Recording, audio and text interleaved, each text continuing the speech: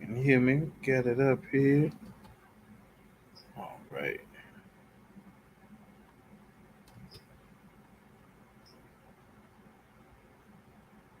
All right, we should be up. Just let me know if y'all up. Y'all can hear, see me.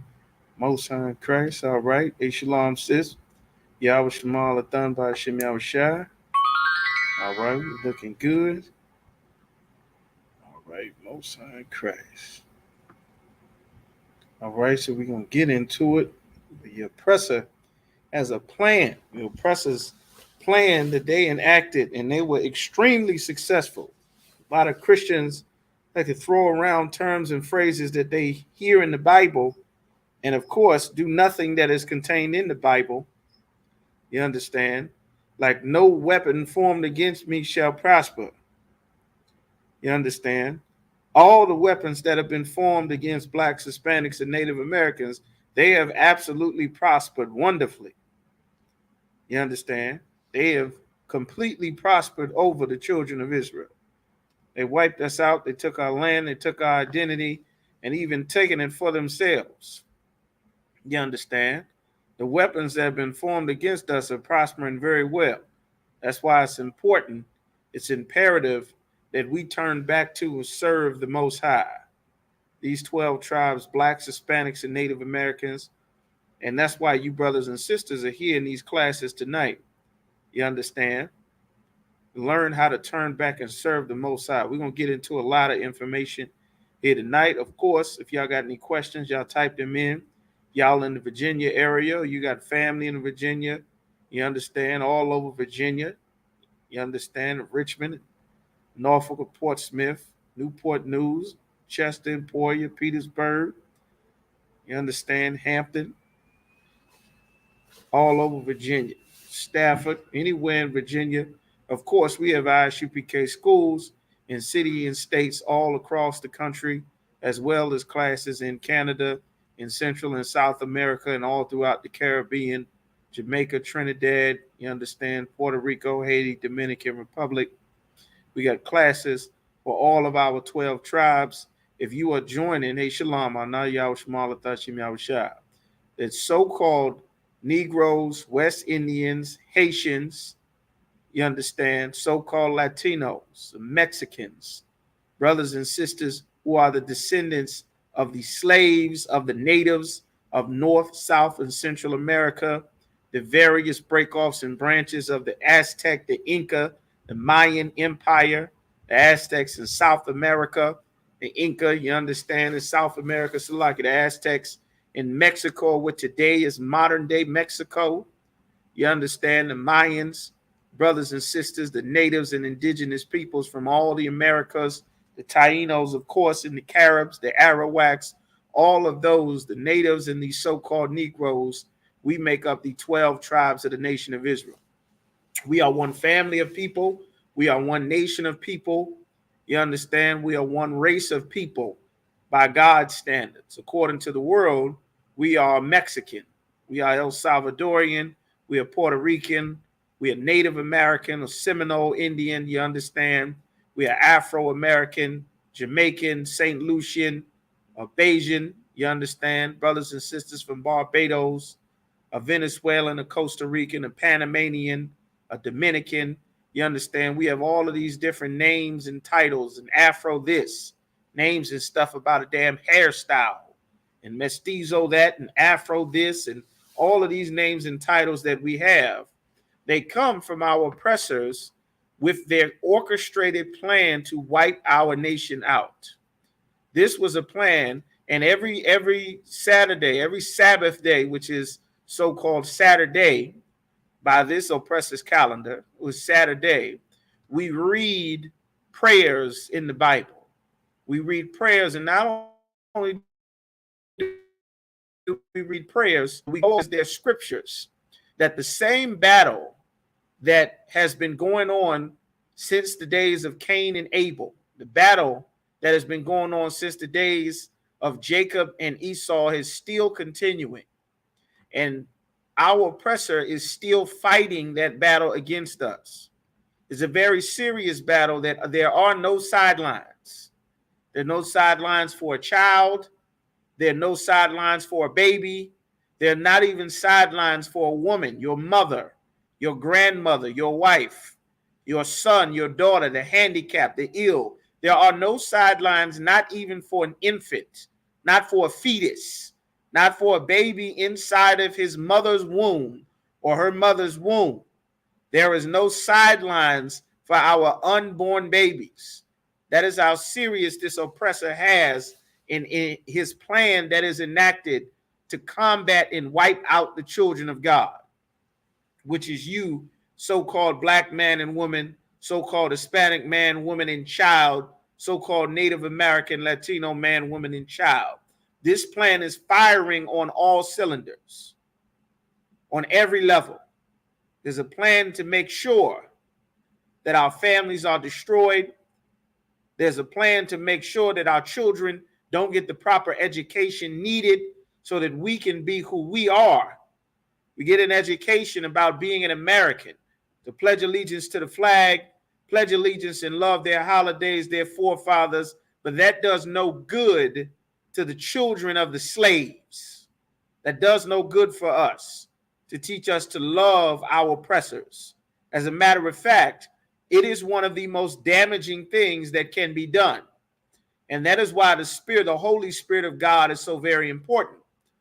And that is why what we do in the ISUPK, to put the Spirit of the living God on Blacks, Hispanics, and Native Americans, so that we can wake up and understand that we are in a battle. You understand?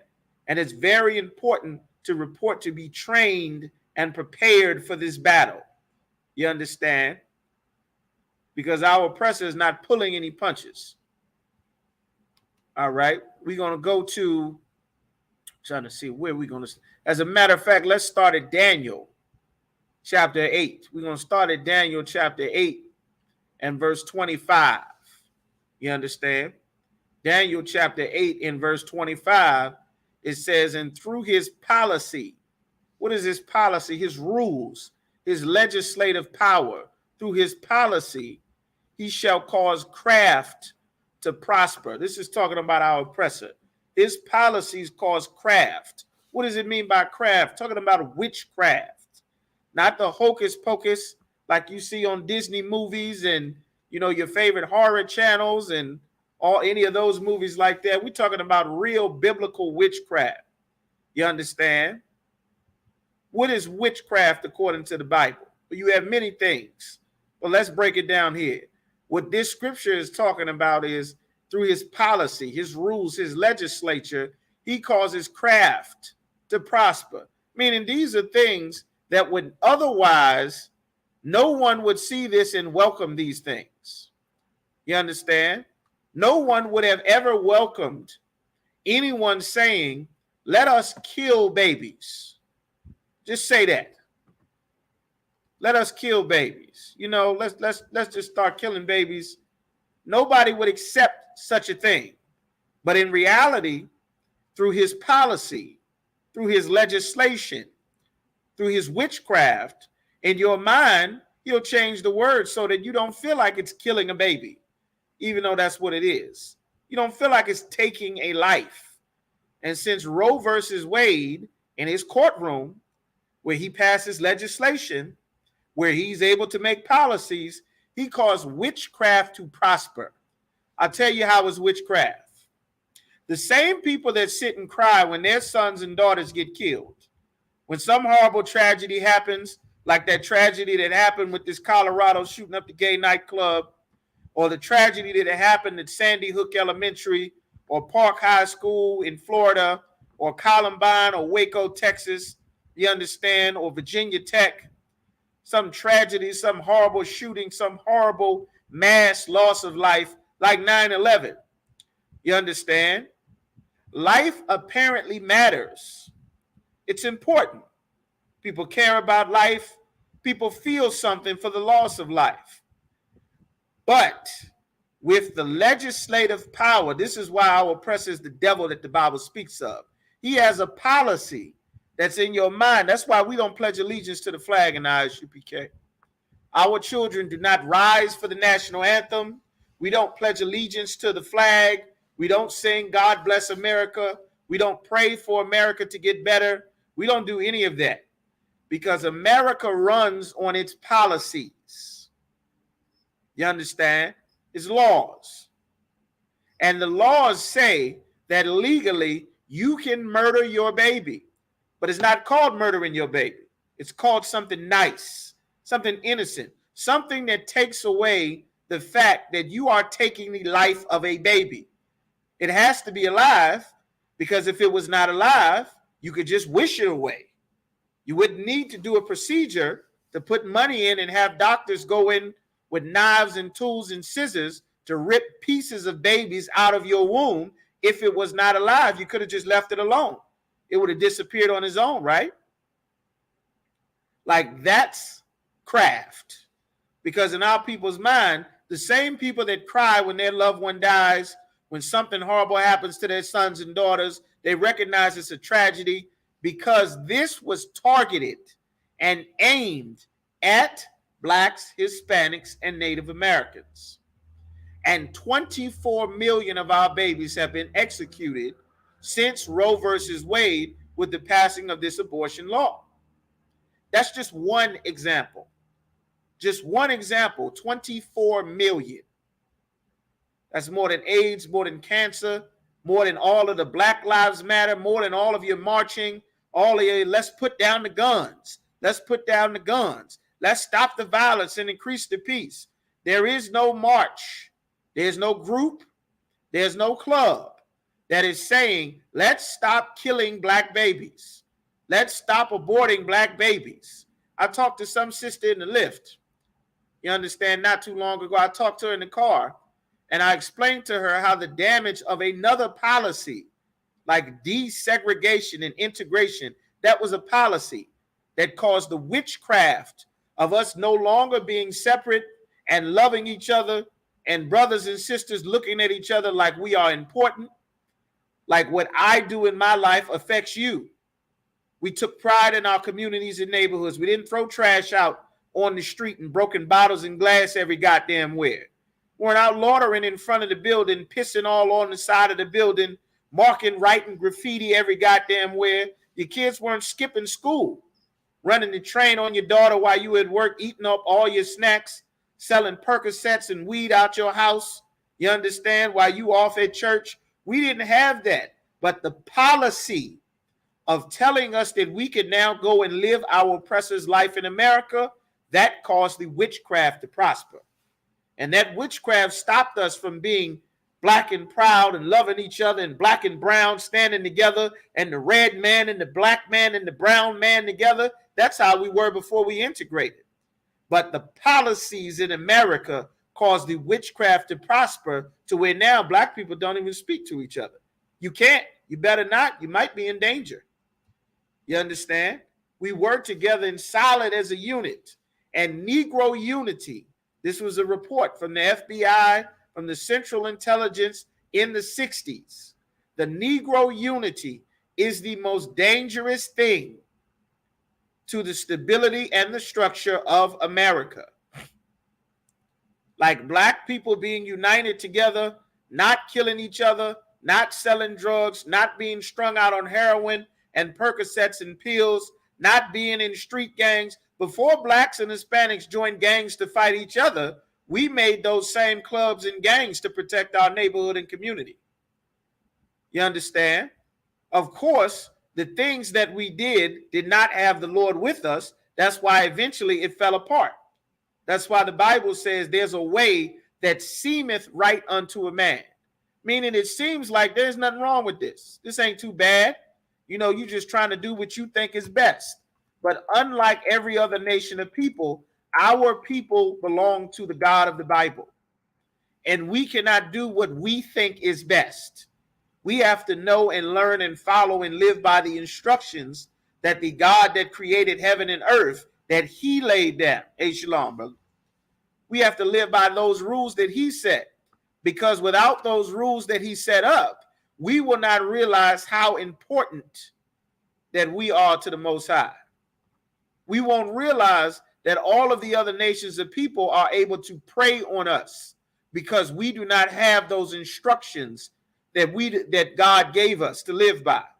That our leaders, which is another form of witchcraft, that Christian church, all of these religions, you understand? The whole reason that black people believe that being black means you're an African. When the East Indians don't believe that, it's a whole nation of dark-skinned people. The native Asians that they try to hide in mainland to get them away from China and Vietnam, those coastal countries on Asia, so that you don't find out that the real ethnic Asians are all dark brown-skinned people that they try to hide in Laos and Cambodia, acting like they're all born there because they only want very, very fair-skinned people to be the face of China or to be the face of Vietnam and Malaysia, so that you don't find out that they're brown because of the stigma that our oppressor has spread across the world as he spread his white supremacy through his Spanish Armada from the white man in Spain, through his Portuguese conquistadors from the white man in Portugal, through his British Empire, the white man from Britain, through the Roman Empire, the white man from Italy, from Rome. You understand? Like that stigma of wanting everything to be white. That's why they painted everything white. That's what the Renaissance was about. That rebirth of white dominance and white supremacy to rule the world that fell with the end of the Roman Empire. That's why they painted the pictures of all the images that you see about people depicted in the Bible. They painted them over as white people. You understand? That's why you're watching a video, you're watching pictures in the Middle East, and everybody in the Middle East and in Africa and Egypt is all white men with tans. You understand? You ever wondered that? If you look at any of the pictures, any of the artwork, any of the biblical artwork, it's just white men with tans. You understand? The real people don't actually look like that, because that is more witchcraft that they spread. Santa Claus, Saint Nicholas, was a black bishop in Turkey. He gave away presents to orphans. That is where they stole and made Santa Claus in that Dutchman's outfit that you see, and made him a fat white man giving away gifts, because our oppressor is a liar. He's a thief. He stole that identity of that brother. He made him white, made him fat, made him jolly.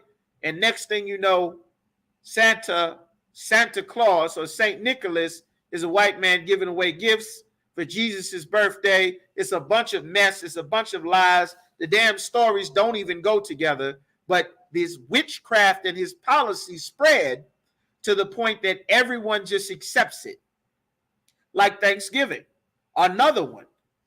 His craft, he passed a national day of Thanksgiving so that every third Thursday of every November, the entire country celebrates a national day of Thanksgiving. And the lie in the story that he tells to everyone is that you're thanking God for your friends and your family, and you're just happy to be together and eat with your family. And it's a wonderful, joyous occasion that's based in Christianity and goodness and love and cheer. That's witchcraft. His policy that he made a national day of Thanksgiving came from him murdering 700 Pequot Indians.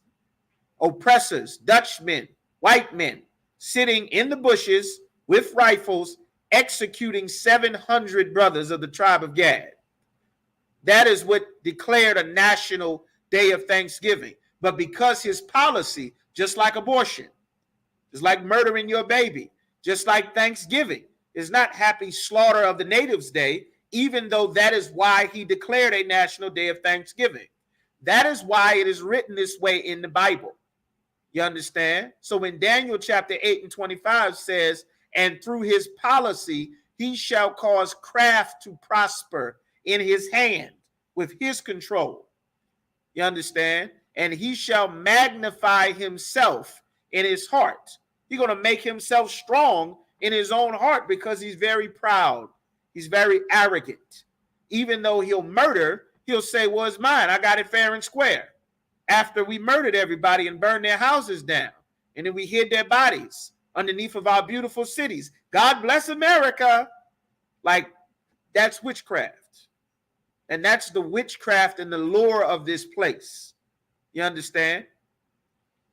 Let's get some more. This is we're going to keep go into this because this is a very central scripture in the breakdown that we're doing. I just want to highlight a couple of scriptures here very quick before we move on. First Maccabees chapter 3, if you want to write that down, because everybody should be taking notes. If you're in the class, if you're able to, you should be taking notes.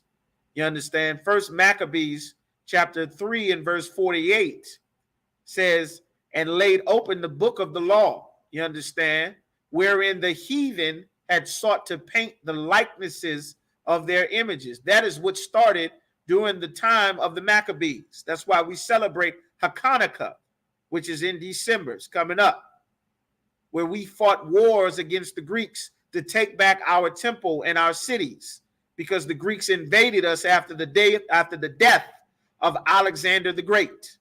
His generals, his four main generals, split up.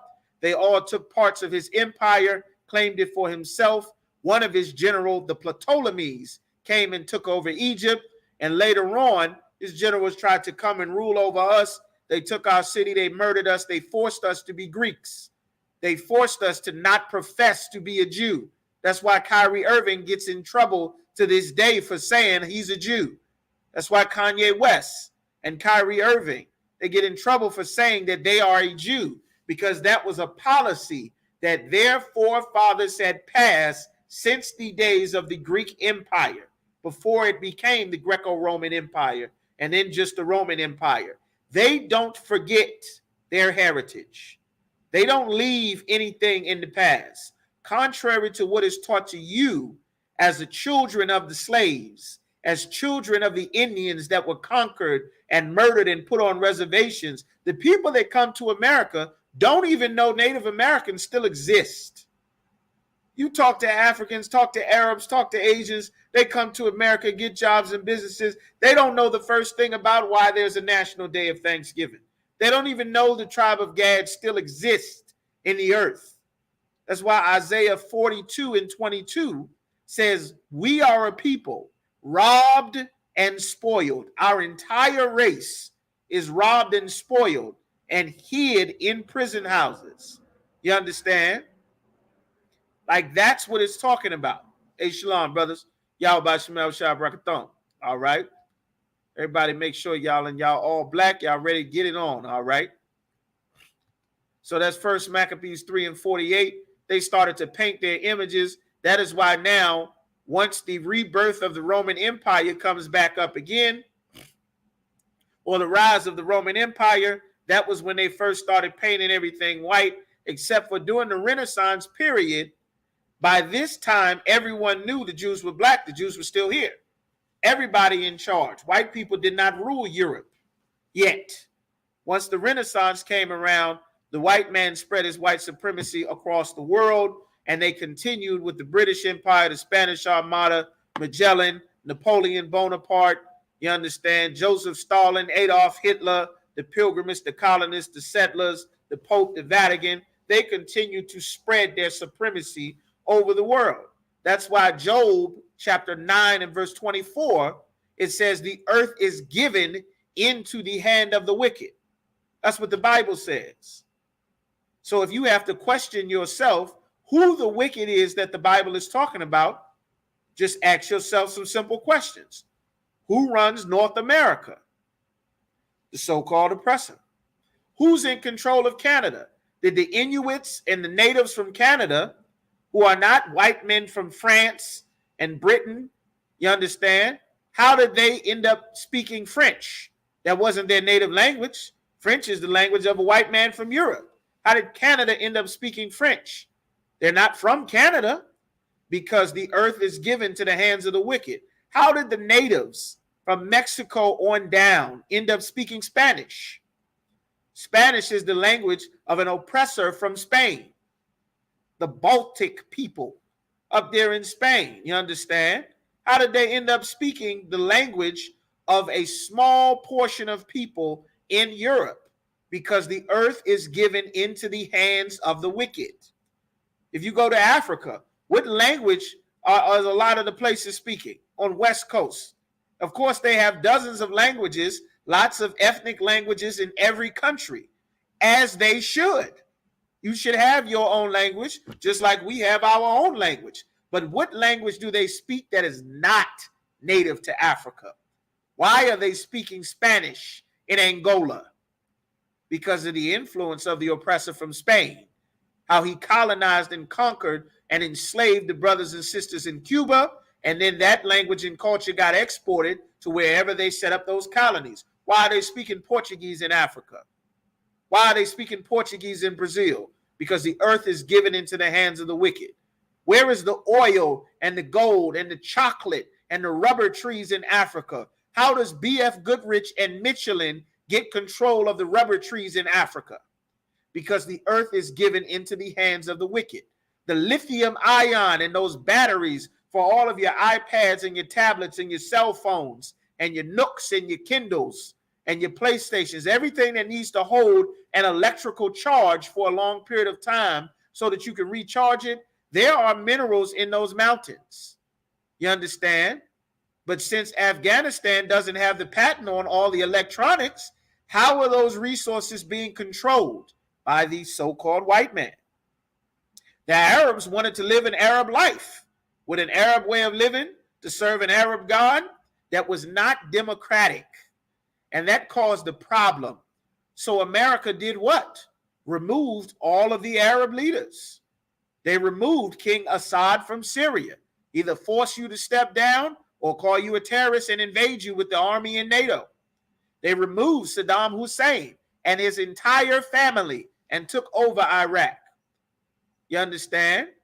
They removed Ahmadinejad, forced him to step down in Iran. They removed Muammar Gaddafi. He would not step down. They killed him, took his country. You understand? When the Bible says the earth is given into the hand of the wicked, Europe, who rules Europe? Those are not the native Europeans. The so-called white man comes from the word Caucasian, means cave dweller, because the Caucasian comes from the Caucasus Mountains of Georgia, Russia, between the Black Sea and the Caspian Sea, off the Gulf of Aqaba. That is what the word Caucasian means. They are not the ethnic Europeans. The native Europeans fled when they came out of the caves, raping, robbing, murdering, stealing, and pillaging. They ran to the Polynesian Islands. They ran down to Australia, the natives, the Aborigines. Do the Aborigines control Australia? No. Why don't the Aborigines control Australia? Because the British dumped their prison and made Australia a penal colony. Imagine you having a wonderful life, and then another nation of people you've never seen before empties all of their murderers, rapists, robbers, and criminals from a nation of murderers, rapists, robbers, and criminals. The worst that they have, they just dump them into Australia. And that's how they made Australia. So when the Bible says the earth is given into the hands of the wicked, the Asians are not wearing traditional Asian clothes in these meetings. They're not dressed how their forefathers dressed in Korea and China and Japan. They're wearing suits and ties with short haircuts to look like white men, because the earth is given into the hand of the wicked. That's what it says in the Bible. We didn't make this up. We're not making this up. If you do something America doesn't like, they'll shut your entire country down.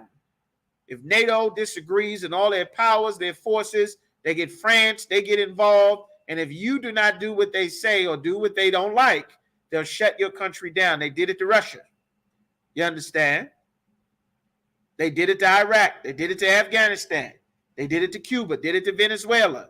You understand? Because they have control. So when the Bible is saying these things, the Bible is not a book about magic. These are real things and facts you can look up for yourself and see in your everyday lives. That's who you pay your rent to. That's who you pay your mortgage to. That's who you pay your health insurance to. When you go to see the doctor, you get your x-rays. That's who you're paying. You understand? That's who you get your permission to build your house. That's who comes and takes your house if you don't pay your property taxes or your mortgage or your rent. That's the bank where your money is held. The earth is given unto them. If not, then who is it? You understand? That's what Job 9:24 says. If it's not him, then who the hell is it? All right. And these are things that the Lord wants our people to put in their spirit. All right. All blacks, Hispanics, and Native Americans. Y'all got kids, man. Go get them kids. Get them kids, sit them kids in front of this TV and learn. You understand? Because guess what? When they send your kids to school, they don't care that your kid is in kindergarten. They don't care that you got a little baby and you trying to raise your baby in the culture and the heritage of your forefathers to be an Israelite. They're going to expect your child to pledge allegiance to the flag and rise for the national anthem, to indoctrinate them to swear an oath to the LGBT and abortion and a woman's right to choose and feminism and gay marriage and, you understand, and everything that in Christmas and Thanksgiving and Mother's Day and Father's Day and Christianity and everything that is against our belief as the children of God. They're not going to care that this is a child that comes from a family with separate beliefs. They are going to enforce it on them. You understand? The child is in the battlefield. You don't believe me? Go and turn on the cartoons. Turn them on. See if they're not pushing. Every cartoon got to have a transsexual, transgender. You understand? Some cartoon has to be gay now. The Ninja Turtles weren't, you understand? The Power Rangers, the Ninja Turtles, there was no gay ranger.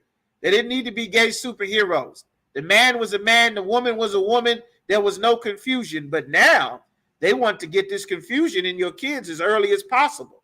They're going to put a man in a dress and have transgender day to go and tell you why it's okay for adults to want to have relations with little kids.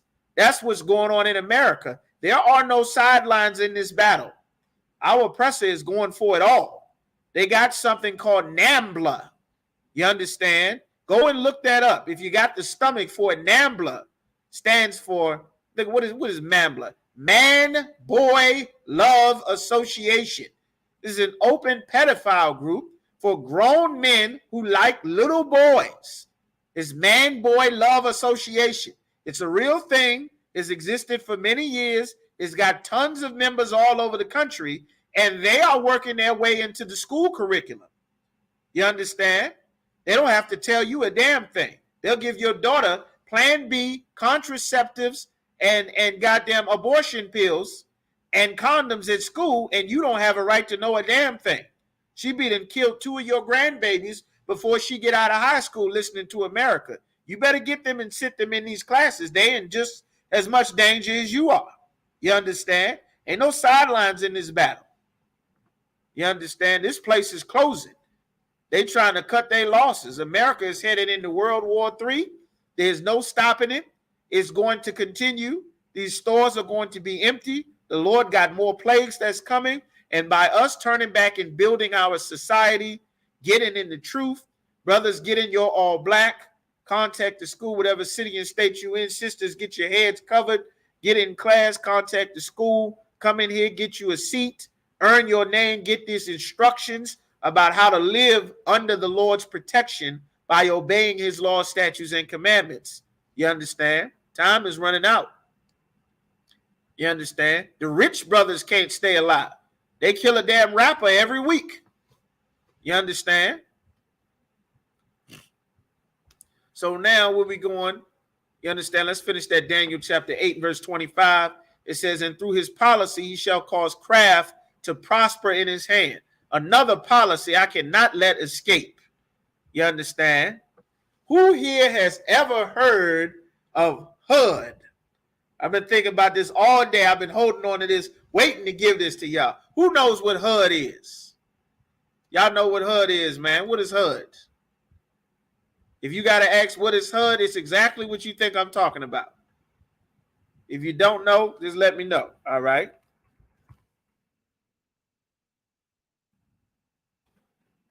All right. What is HUD? Y'all type it in. Y'all listening on YouTube, Facebook, Twitch, Instagram. What is HUD? Tell me what HUD is.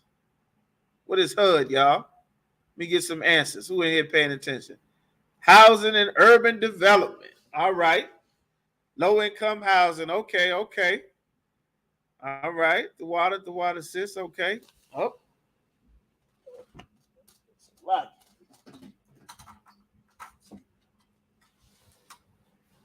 Housing and urban development. Well, you got the answer in there. Lock it. Charger fell out. So lock it. Bear with me just a moment. This class going to be over. Get some juice. Get the juice going. All right. Most High Christ. And urban development. Oh boy, what a policy. Who is familiar with housing and urban development? Oh my goodness. That is a policy for you. All right. Housing and urban development history. Housing and urban development. September 9th, 1965. The U.S. Department of Housing and Urban Development was created September the 9th, 1965, to allow the federal government to tackle urban problems, including substandard and deteriorating housing in a coordinated manner. You understand? Substandard and deteriorating housing. It sounds like, you understand? It sounds like you would think that the purpose for housing and urban development was to stop substandard housing, right? All right. All right. Everybody earn their black points tonight. Everybody know what HUD is. Most High Christ, the water sits. U.S. Department of Housing and Urban Development. It would seem like the purpose for housing was to make sure there weren't substandard homes that didn't meet code, that didn't have lead in their paint and lead in their pipes, where the damn heat wasn't working and the hot water kept going out and the windows was old and it was moldy in the walls and in the ceiling, right? Just like how the projects or the housing authority is now, from city to city, state to state, it was exactly known for substandard and deteriorating housing. That's what's known as the what? What do we call, as Blacks, Hispanics, and Native Americans, what do we call the housing? What do we call that place where housing and urban development sticks everybody? What is that place called? Got the housing authority in there. What is that place called? What do we call those places? Come on, y'all. Talk black to me. What do we call them? Through his policy, he causes craft to prosper. All right, we got one. All right. All right. I knew y'all wouldn't let me down. The projects. Oh, everybody in here tonight, the projects. Why is it called the projects? Does anybody know? Let's see. The oppressor is the devil that the Bible speaks of. The ghetto, the project. That's right. The projects. Because it was experiments on top of experiments on top of experiments going on. Initially, this Housing Act was not available to Black people. It started off in 65. This was not something that was largely marketed or available to Black people.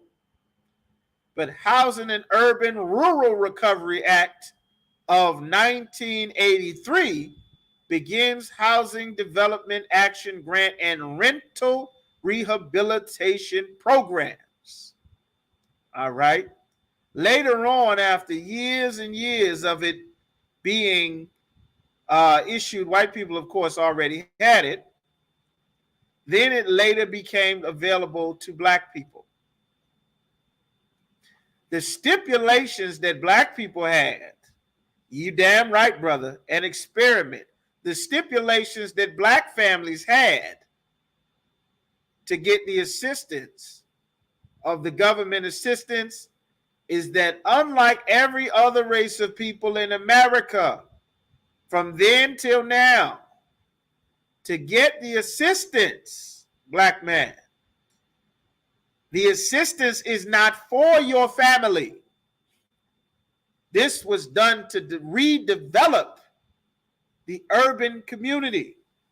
The assistance is not for your family. The assistance is for just what the church says, which is echoing America's words and not God's words. It is for the women and children. For the women and children. You understand? It's not for the family, because our families used to be headed by the man. After our economy started to fold, you damn right, sister, the oppressor is the devil that the Bible speaks of. After our economies began to fold, now that we integrated, the same black businesses like the car wash, like the barbershop, like the, what did they do, the dry cleaners, the shoe man, the seamstress. Kanye West is right now having trouble with the shoe deal that he has with Adidas because of the Yeezys. They dropped him, but they still own the design, so they're going to sell the shoe without his name. They are, in essence, bootlegging Kanye West's shoe. They bootlegging Kanye's shoes, still selling it just without his name on it. Well, we had a black shoemaker. We didn't get shoes.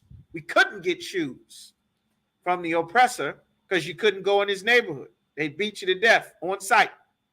They couldn't stand to see you or your kids or our babies. We had a black side of town, and on the black side of town, it was filled with blacks and Hispanics, Native Americans. For those of you that don't know, there's another policy, what I'm going to go over in a minute, you understand, which I just want to touch on briefly, the Reservation Act, to where now, in order for you to be legally recognized as a Native American, you had to be on a registration or on a reservation. That's how a lot of Gadites became Negroes overnight. You understand? The Gadites became Negroes overnight because you are no longer a Native American if you're not on a reservation, because the oppressor passed a law about how he's going to recognize and classify based on where he wants you to be. You understand? He got housing developing in his own way for the tribe of Gad. Put them on reservations. That's housing and development too. You understand? Like, this oppressor has been on us since Genesis, the 25th chapter. We've been fighting against him while we were yet still in our mother's womb, Sarah. We were fighting against him. You understand? So now, just so you know, that's why a lot of brothers and sisters coming to the truth, you find out that you believe at first you're a Judite when you come into the truth. Later on, you find out that you are actually a Gadite or a Reubenite, because you are not considered a Gadite or a so-called Native American if you are not on or near a reservation. Of course, if they force everyone to move and just pack up and go live in some area, not everyone goes, then of course you're no longer considered a Native American by America's standards, as they finished off murdering and stealing the rest of the land from Gad and Issachar. They change your identity based on their own policy.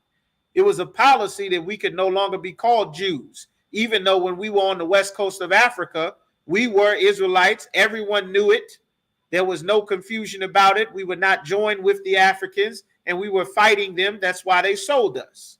There's no confusion about it.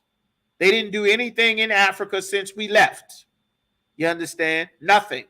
Everything, all the building and development in Africa absolutely stopped when they sold all of the architects, designers, builders, and developers. That was us. That's why the white man came to get us off the west coast of Africa. You understand? So that's just a sidebar there. All right. Hey, Shalom. You understand? That's what's going on there. All right. It's Shalom. All right. No why. Shalom. SHALAM. It's Shalom, brother. Just sign in for attendance so we get you down. All right.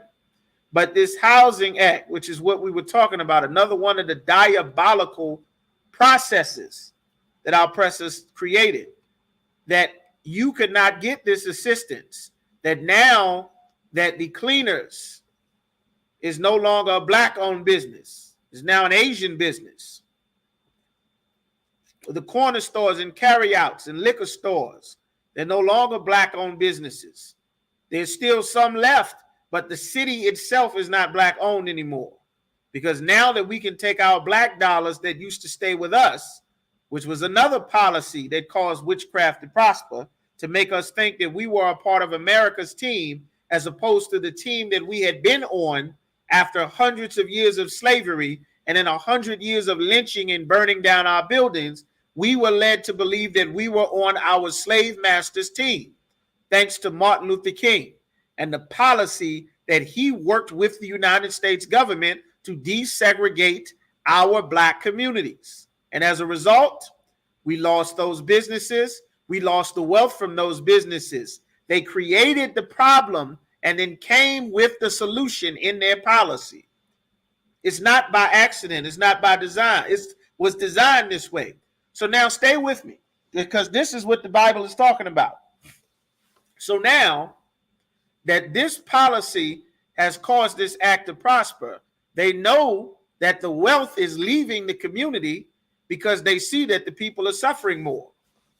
They know that there are no more jobs in your community because the jobs was based on the money that black people get to keep in the black community circulating around each other. One of the reasons why they burned down Tulsa, Oklahoma, Black Wall Street, of course, is the most famous of all of the black communities where we were successful in thriving after slavery. However, you understand, it's a lot. You're trying to get it down here. However, that was not the only one. They also burned down Rosewood, Florida, Tulsa, Oklahoma. We had cities and towns like this. The Red Summer of 1919, Lincoln, Nebraska, an entire town of black people. I think they murdered like 3,000 black people, some crazy number, where they were just murdering, hanging everybody, and just wiped our town out. They did this all throughout Louisiana. They did it in several places in Tennessee. So many. The Carolinas. This happened so much. As we were building up ourselves coming out of slavery, America was not progressing. The government was doing well. They had wealth, but America was not united. That's why they needed to use our people to unite America. The music that united America was everything that America could get all of their anger, their backlash, their frustration, saying, well, who's playing that jazz music? Them Negroes. Well, that's the devil's music.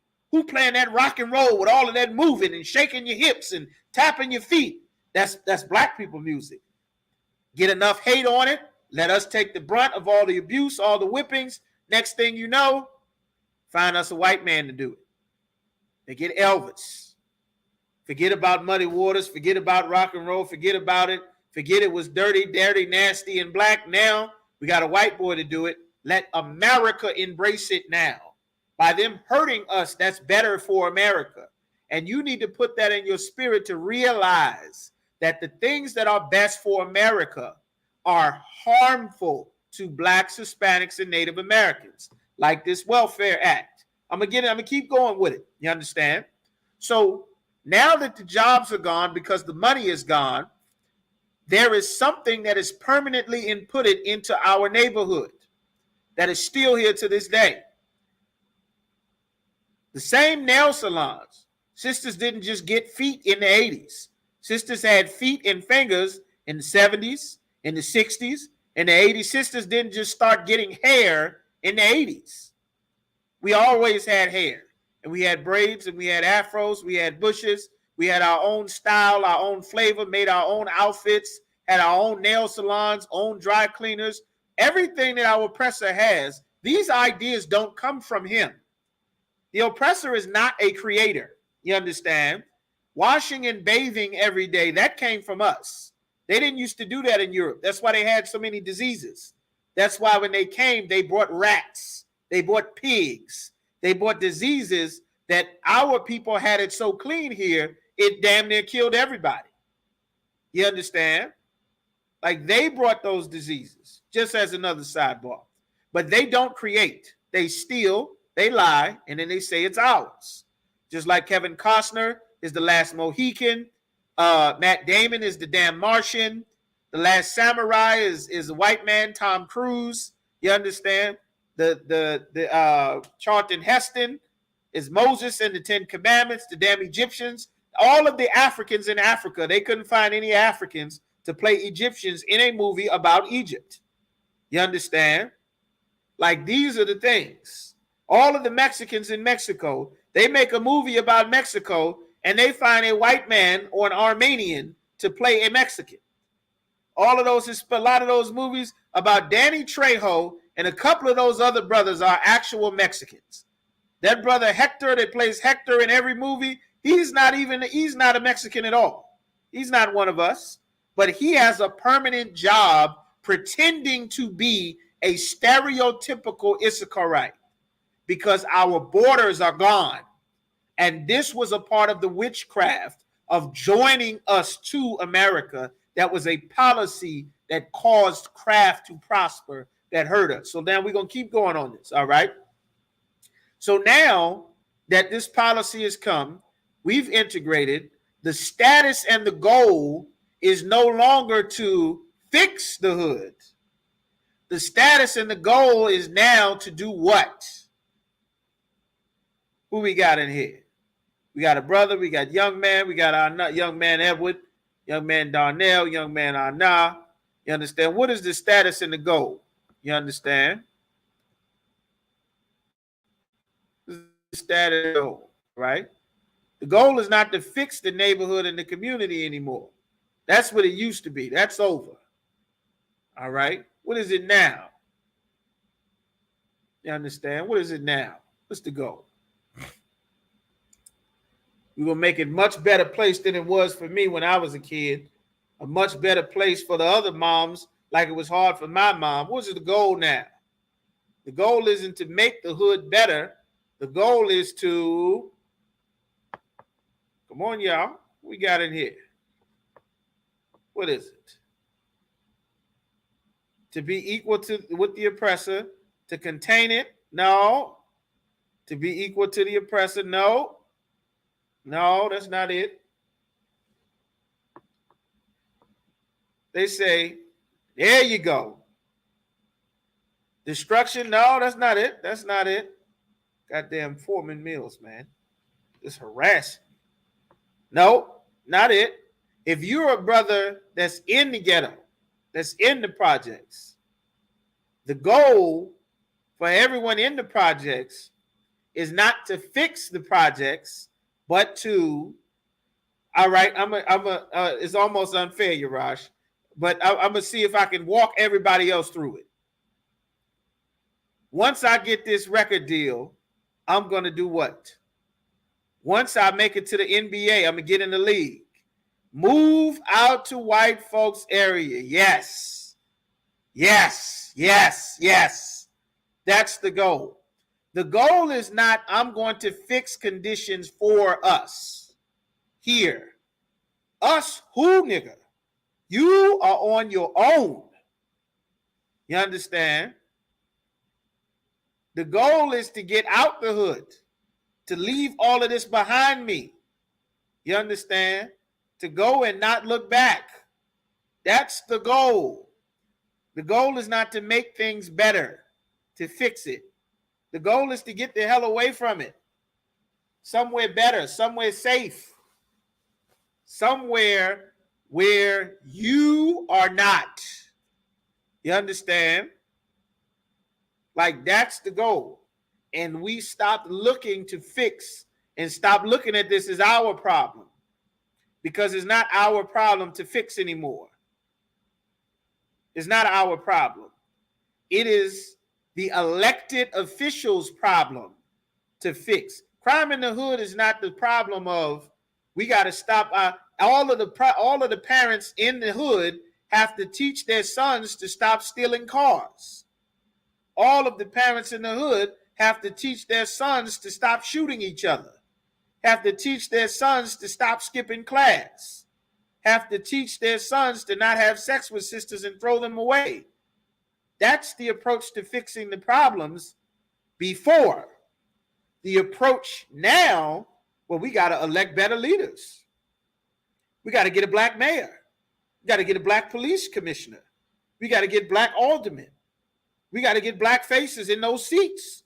We got to change the system from the inside. That's what they were saying. That's what has been said since the 80s, because that's what Jesse Jackson said. That's what Al Sharpton said. That's what Maxine Waters tried to do. That's what Martin Luther King said. That's what Abernathy said. That's what John Lewis said. And guess what? During the process of chasing the American dream to be more and more with our oppressor, we completely gave up our own society, our own world. Before, our music was for us.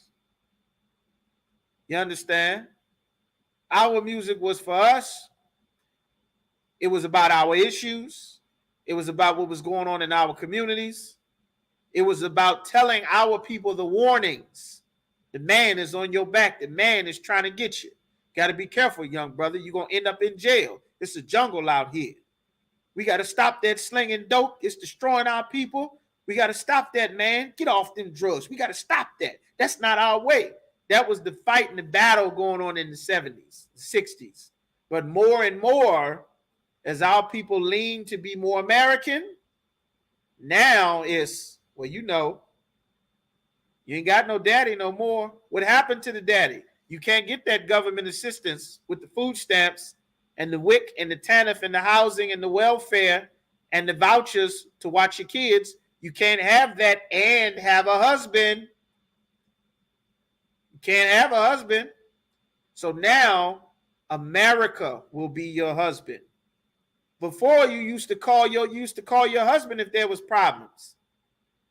Nate, sister was call, say, I'm gonna tell your daddy. You won't listen to me? That's fine. I ain't yelling at y'all. I'm gonna tell your daddy. Kids start crying, they start acting better. It's like, okay, you don't have to do that. You don't have to do that. Okay, all right, I'm sorry. I was being bad. I understand. But you don't have to tell daddy. You don't got to do that. Well, guess what? You forfeited daddy. America's plan and policy was to institute you no longer even looking at the black man as the authority that God made him to be in the black families. That's why you're everywhere yelling at the kid. Oh, he don't listen. I can't get him to do what I say. She don't listen. They're always getting in trouble. The authority that God set up was for the man to be in charge. You had sex, you were now a wife. That's permanent. America's society says that you could leave your man if you don't want to. That nigga don't own you. He don't tell you what to do. It's your body, your choice. You got the house now. He used to have the house, but all his businesses failed. But America will give you and those kids a house if you get rid of that man. You don't have to listen to him. Who else told you you don't have to listen to your man? Woman, thou art loosed. Your preachers did. The Jehovah's Witnesses did. The Seventh-day Adventists did. And what did they do with that? They married you to that feminist movement. I don't need no man. What have you done for me lately? Long as I got King Jesus, I don't need nobody else. And here your simple behind is, decades later, 40, 50, 60 years old, kids, no daddy, different daddies, no man. You scared of the wind, scared of the phone, scared of the oven, can't fix nothing around you. Got witchcraft in your mind thinking that you are equal to a man. The Chinese woman does not believe she's equal to the Chinese man. Neither does the Arab, African, East Indian, or white woman. That was another part of the game that was set up to destabilize your people. The feminist movement used the backs of black women. The LGBT movement used the backs of black women. The abortion rights movement used the struggle and the backs of black women. You understand? They exploited our people by our desire to be a part of America. Like Martin Luther King said, that policy they exploited. Guess what else? It boomed. Restaurants, fast food businesses. How did the fast food businesses boom? Nobody's at home eating. Ain't no more families. Eating dinner where? Everybody eats on their own. In the house for what? Mom is out, the kids is out, everybody eat on their own. You understand? We not having those family dinners sitting at the table eating together no more. Between Twitter and Facebook, you understand? And they know statistically, this is how evil our oppressor is. They said the chances of a young black child ending up in legal trouble, going to jail, incarceration, getting into some life of crime shoots up by about 70 to 80% if you remove that father from his life. That's damn near a guarantee that his life is going downhill by removing that father. And they knew it. They understood it. This was a plan. This is why every Sabbath service we read Psalms, the 83rd chapter. They are confederate against thee. You understand? To make the name of, you understand, to make our name no more in remembrance. They've consulted together with one consent.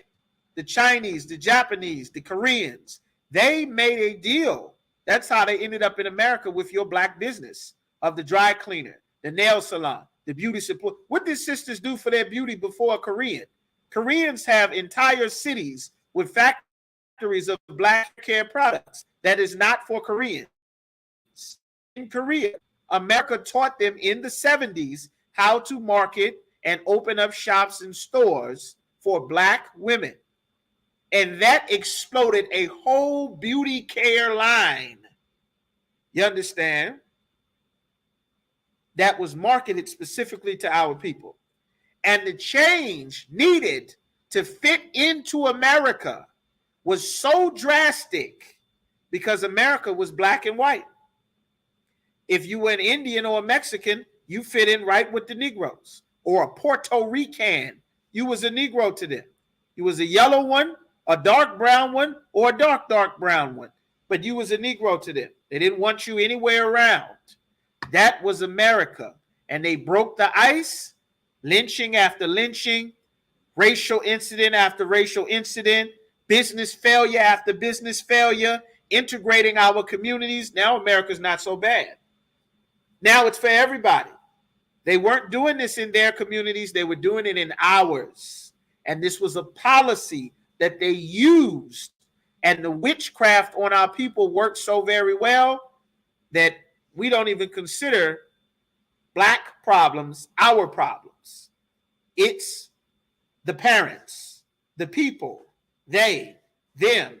But when our people talk about our oppressor, we have to do this. In 1980, we did this. In Vietnam, we did that. Okay, brother, well, what do you think about this abortion? Well, you know, everybody got their own right. Wait a minute. We a minute ago when we were talking about God bless America and all the white forefathers and the slave owners. It was we. It was us. We stronger together.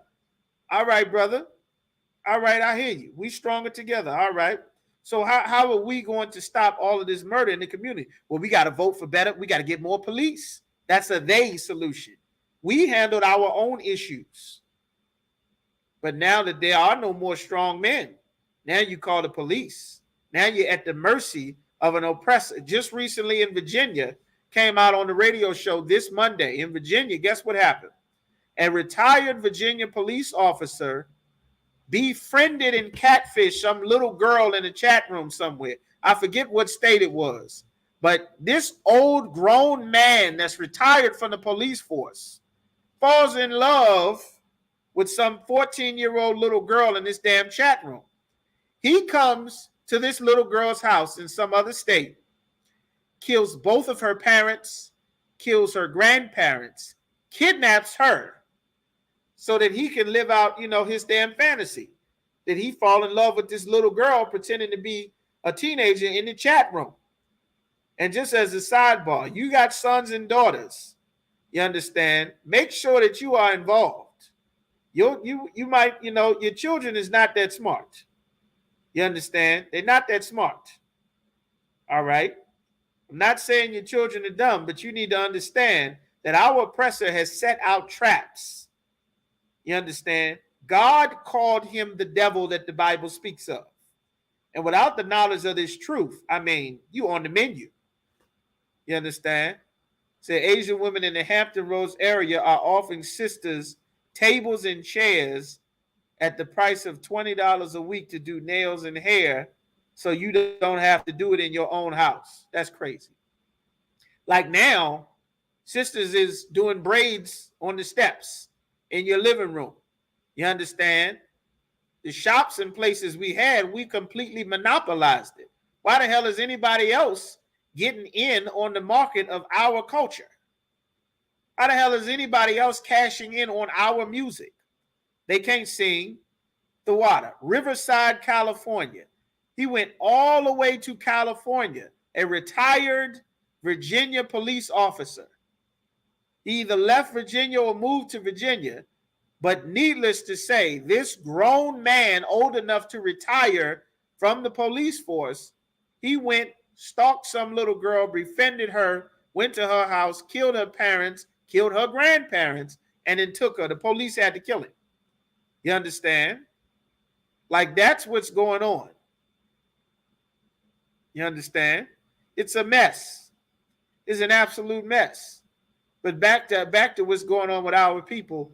Now, not only does our society start to deteriorate, now our people get desperate. Then they bring in a new policy. They bring in the drugs. You're starving. You get rid of that father. The businesses have failed. The depression is setting in. The heroin couldn't finish everybody off. Here comes the quick rock. That crack cocaine drop. Y'all seen Snowfall? Nobody knew what it was. It was the party drug. Love and free revolution. Be more American. You understand? And it just swallowed us up. Now you got the fathers are gone. Nobody's making sure everybody is carrying themselves appropriately. Kids skipping school. The black schools that we had got shut down with black teachers, with black children that cared about being black and our black history and how we were black to each other. Those schools got shut down. Dr. Claude Anderson talks about this in his interviews. You can see one of his latest 2 interviews on the Breakfast Club. He explains he was the secretary of something for education, either in Florida or a couple of other places before he got into his political seat, which we don't do or advertise here because that's not how you fix the problems in our communities. Politics does not fix our problems. We have to turn back to obeying the Most High, and everything that we need, the Lord will provide for our people by first starting to turn back to the Lord and obeying the prophets. You understand? Which are only in the ISUPK. All right? So now the father is gone. Not only is he gone, but something else happened. Not only is he gone, but feminism explodes. Now, not only does he not have authority to tell his woman what to wear, what not to wear. Now, the fashion models, the designers, Gucci, Versace, French, homosexual white men who are jealous of a female, that they want to whore a woman out because this is their way. And they promote this lifestyle by calling it freedom. It's your body, it's your choice. You're free.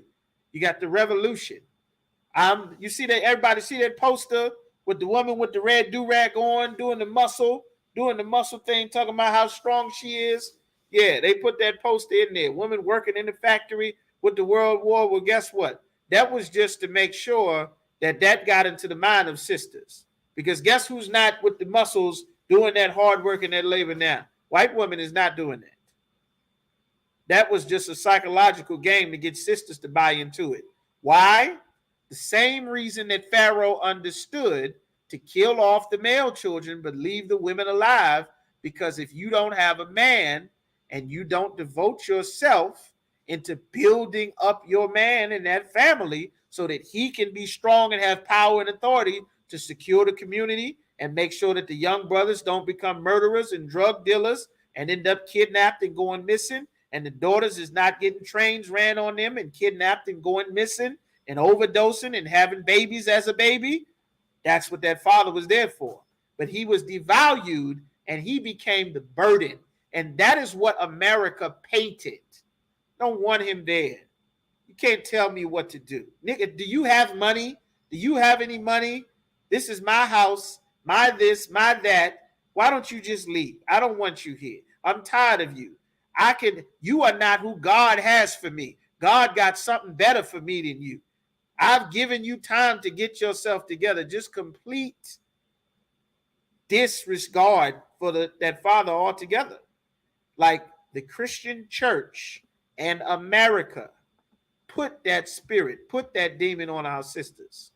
That was the plan all along. When they talked about going door to door to push abortion, they said that they could have not moved the abortion, feminism, the women's rights movement. They could have not done any of that without the Christian preachers going to, you understand, get black women to join themselves to that movement. So if everybody is so essential to needing black women to push their movement, how important was sisters to that black man that ran the whole community? Like they broke our people up. They broke up our families. They broke up the family structure. Things stopped getting passed from generation to generation because what's the point? That's the old way. That's old. Why does that matter? If the father doesn't matter, the structure doesn't matter, we can just go to school and learn about how to be better white men. That's what America is. It's not about being a native. It's not about being God's chosen people. We're learning how to be white men. You get high, go to college, you can be a whore, take some drugs, vote for your leaders, shave your face, get shape-ups, go to the military, pledge allegiance. What do we need that man for? Like the authority that the Lord put in a man was so important and so essential to keeping everything together. You understand? That America knew it. Rome knew it. That's why Christ, when he was a baby, he had the angel told Joseph to get him out of Egypt. To get him out of Israel. Because Herod killed the babies. He killed all the babies because it said a king was going to be born to the Jews.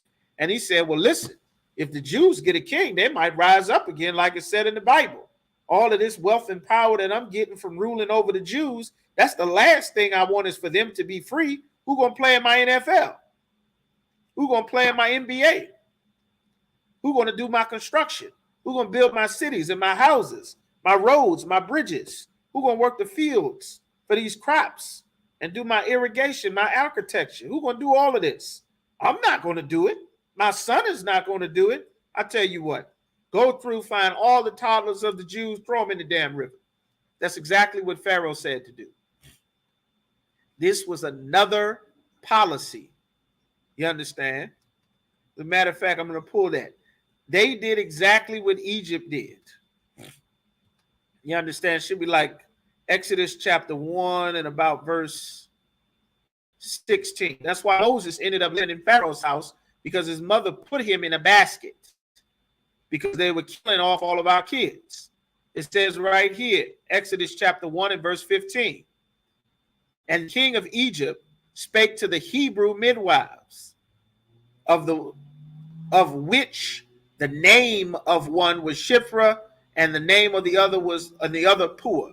And he said, when you do the office of a midwife to the Hebrew women, not to all women, to the Hebrew women, just your sisters, and see them upon the stools, because sisters gave birth on stools. This whole thing that the oppressor got you sisters giving birth to a baby, laying on your back, trying to push a baby up against gravity, it is the dumbest thing in the world.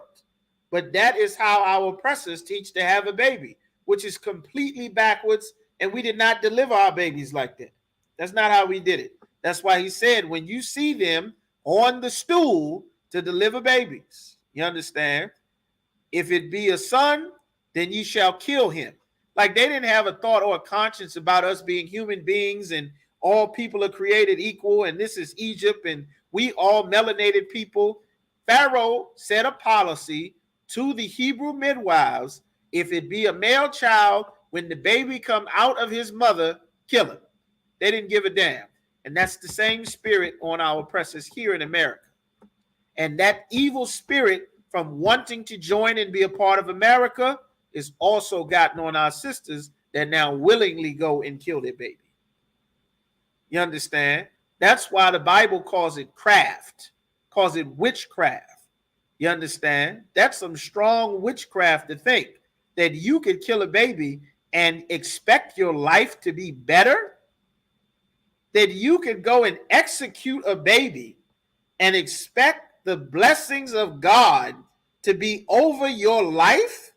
Are you out of your goddamn mind? Like, that's witchcraft. That is witchcraft. You see the movies in Hollywood and they doing hocus pocus and vanishing tricks and David Copperfield. That's not witchcraft. That is real witchcraft, you understand, that I just broke down. That's witchcraft. Someone telling you that you believe you have the right to go and kill a baby. That's witchcraft. You don't get no more witchcraft than that, man. And he said, if it be a son, then ye shall kill him. But if it be a daughter, then she shall live. You understand? Said if it's a daughter, let her live. Pharaoh said that wasn't working. Verse 22, Pharaoh made a law. Through his policy, he caused more craft to prosper. And Pharaoh charged all his people, saying, every son that is born. You see where it says he charged his people in Exodus 1 and 22? Remember, his is a possessive pronoun. Thy, thee, thine, his, thou. This is a possessive pronoun. Because he tried this with our people. And our people said, hell no, we're not killing our babies. I'm not no damn Egyptian. You mean kill the Hebrew babies? Hell no. Then he went to his people. And he told his people to kill our babies. Why didn't the sisters kill the babies? Because the sisters were not trying to be Egyptians. If the sisters were trying to be Egyptians and loved Egypt and pledged allegiance to Egypt as a baby and rose for the Egyptian national anthem as a baby, when it came time 20, 30, 40 years down the line for the option to have this career and kill our babies, they would choose to kill our babies. And that is what Roe versus Wade and integration has put into the spirit of our people. The sisters didn't do it because we were separate from Egypt. And we had a built-in layer of protection, even though our oppressors still hunted us. And we have to rebuild that. And Pharaoh charged all his people, saying, every son that is born ye shall cast into the river, and every daughter ye shall save alive. Why did they want to keep the daughters alive? Because as you raise, guess what you're going to do for the empire? You're going to be the secretary. You're going to be the nurse. You're going to be the brain. The Hidden Figures movie. Y'all seen that Hidden Figures movie? I seen some clips of it. I didn't watch it. You understand? But the supercomputers that put our oppressors, sent them into space and built the spacesuits and all of that, that was black women's brains. You understand? That was sisters' brains that did that, not calculator. Sisters came up with all of that, man. So if you are not building up the empire, what would you be doing? You'd be building black families, raising black sons and daughters, making the next generation of mothers and wives and fathers. You'd be strengthening and building up your husbands. They wouldn't be in the street robbing and selling dope and none of those things. You would be solidifying your people as opposed to solidifying America. And that is how they knew that if they broke up our families, then sisters would need someone to marry themselves to. The job, the career, the business, the entertainment, the music.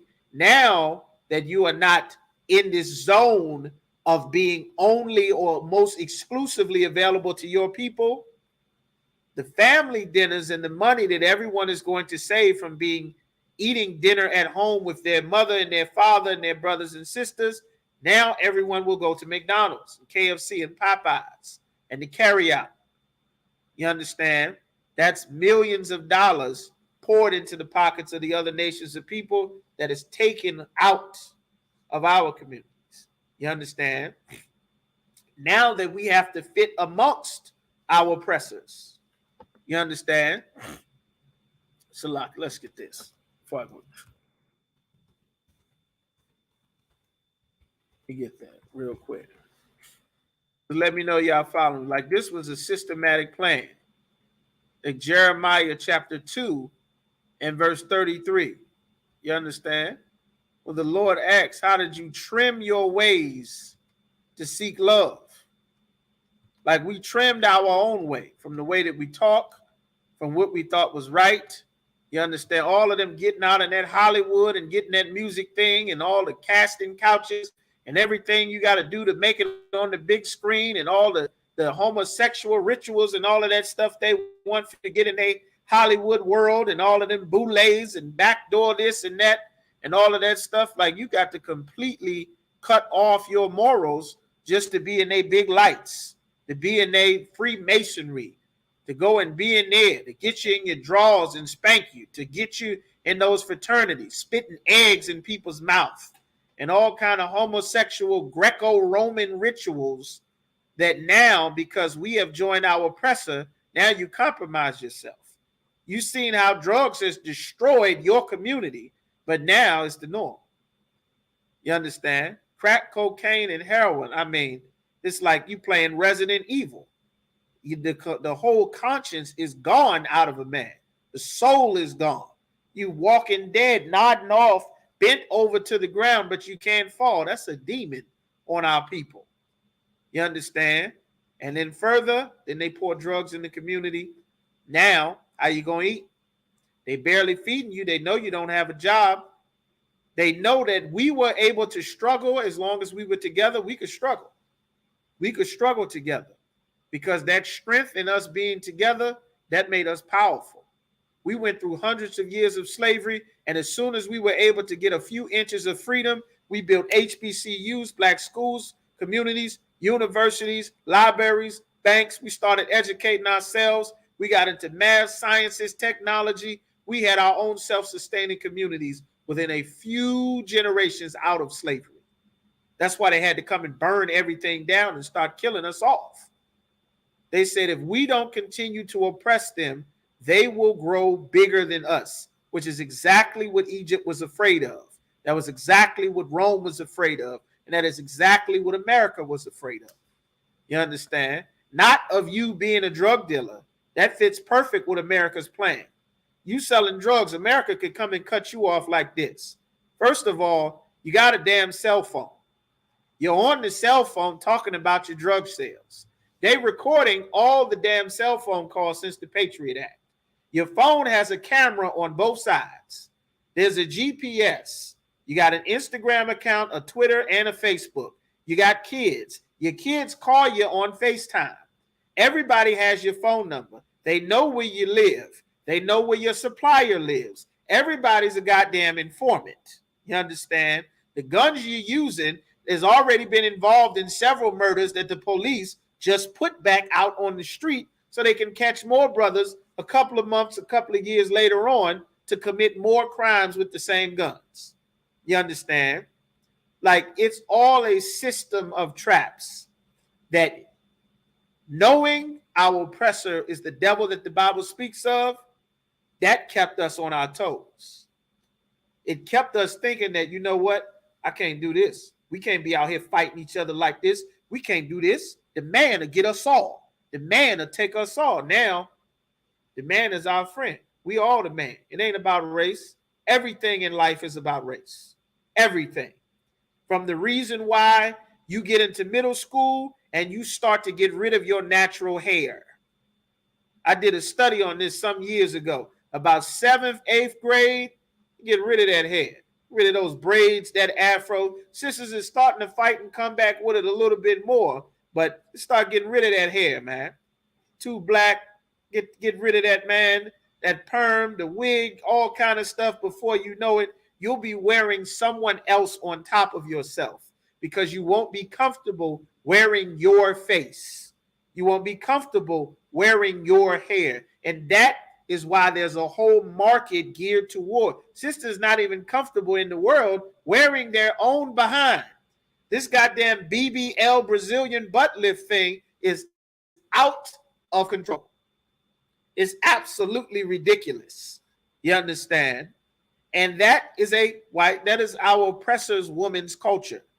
Go and get a nose chopped up, get your skin bleached, get your all kind of things going on in procedures. You understand? Buying a fake behind to put on top of your behind. Like, that is us being American. You understand? Like, this thing has destroyed our people. And that's what the Lord asks. Jeremiah 2:33. Why trimmest thou thy way to seek love? Like, we trimmed our own ways to seek love from the people that never loved us. But now that we have gotten rid of this, let's be black, you understand? Let's stand for ourselves. Let's be less that. Let's be more docile, more agreeable, more get along with everybody. Let's celebrate Thanksgiving, even though it's the murder of our brothers, the tribe of Gad. If that's what's going to make everybody happy, happy Thanksgiving. You know what? Everybody's got a right to believe whatever. If you're a man that wants to be a woman, you know what? That's your right. That's what America wants us to accept. You understand? But the Lord said, be ye holy and be separate. You understand? So that's what the Lord is saying. We're going to finish that Daniel 8:25. Through his policy, he shall cause craft to prosper in his hand, and he shall magnify himself in his heart. And by peace shall destroy many. Trying to have peace with things that God does not want us to have peace with. You understand? And he shall stand up against the prince of princes, talking about Christ. But he shall be broken without hand, meaning you're not going to defeat him without hands. You understand? He's not going to be defeated without hand. Like, you're not going to fight and go out in the street like the Black Panthers tried to do and go and fight the oppressor. That's not how we defeat the oppressor. We defeat the oppressor by no Black, Hispanic, and Native Americans celebrate Christmas. His economy will tank. They'll be burning their houses down with their whole family inside at Christmas dinner if Blacks, Hispanics, and Native Americans obey God and don't buy Christmas trees and don't buy Christmas presents and don't buy ridiculous amounts of food to have Christmas dinner. You understand? America would tank.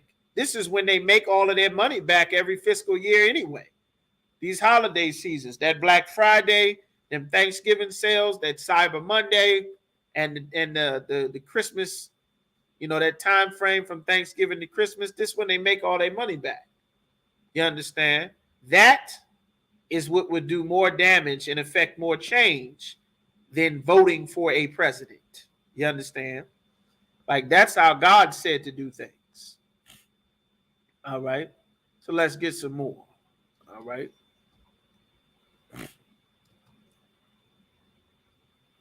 Housing and urban development. Like, that's our oppressor's way. To separate the family.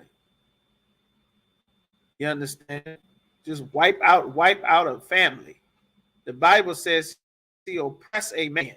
You understand?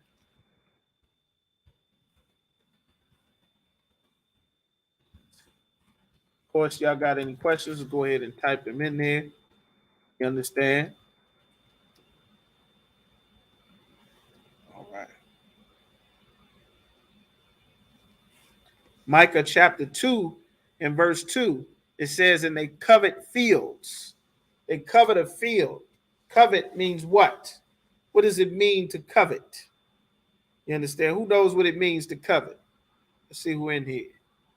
Of course, if you don't know the definition of the word, in the ISUPK, we get the Bible dictionary for the definition of biblical words. You can also get the Merriam-Webster's dictionary, which is one of our textbooks that we use in the ISUPK. You understand? Covet. What does it mean to covet? You understand?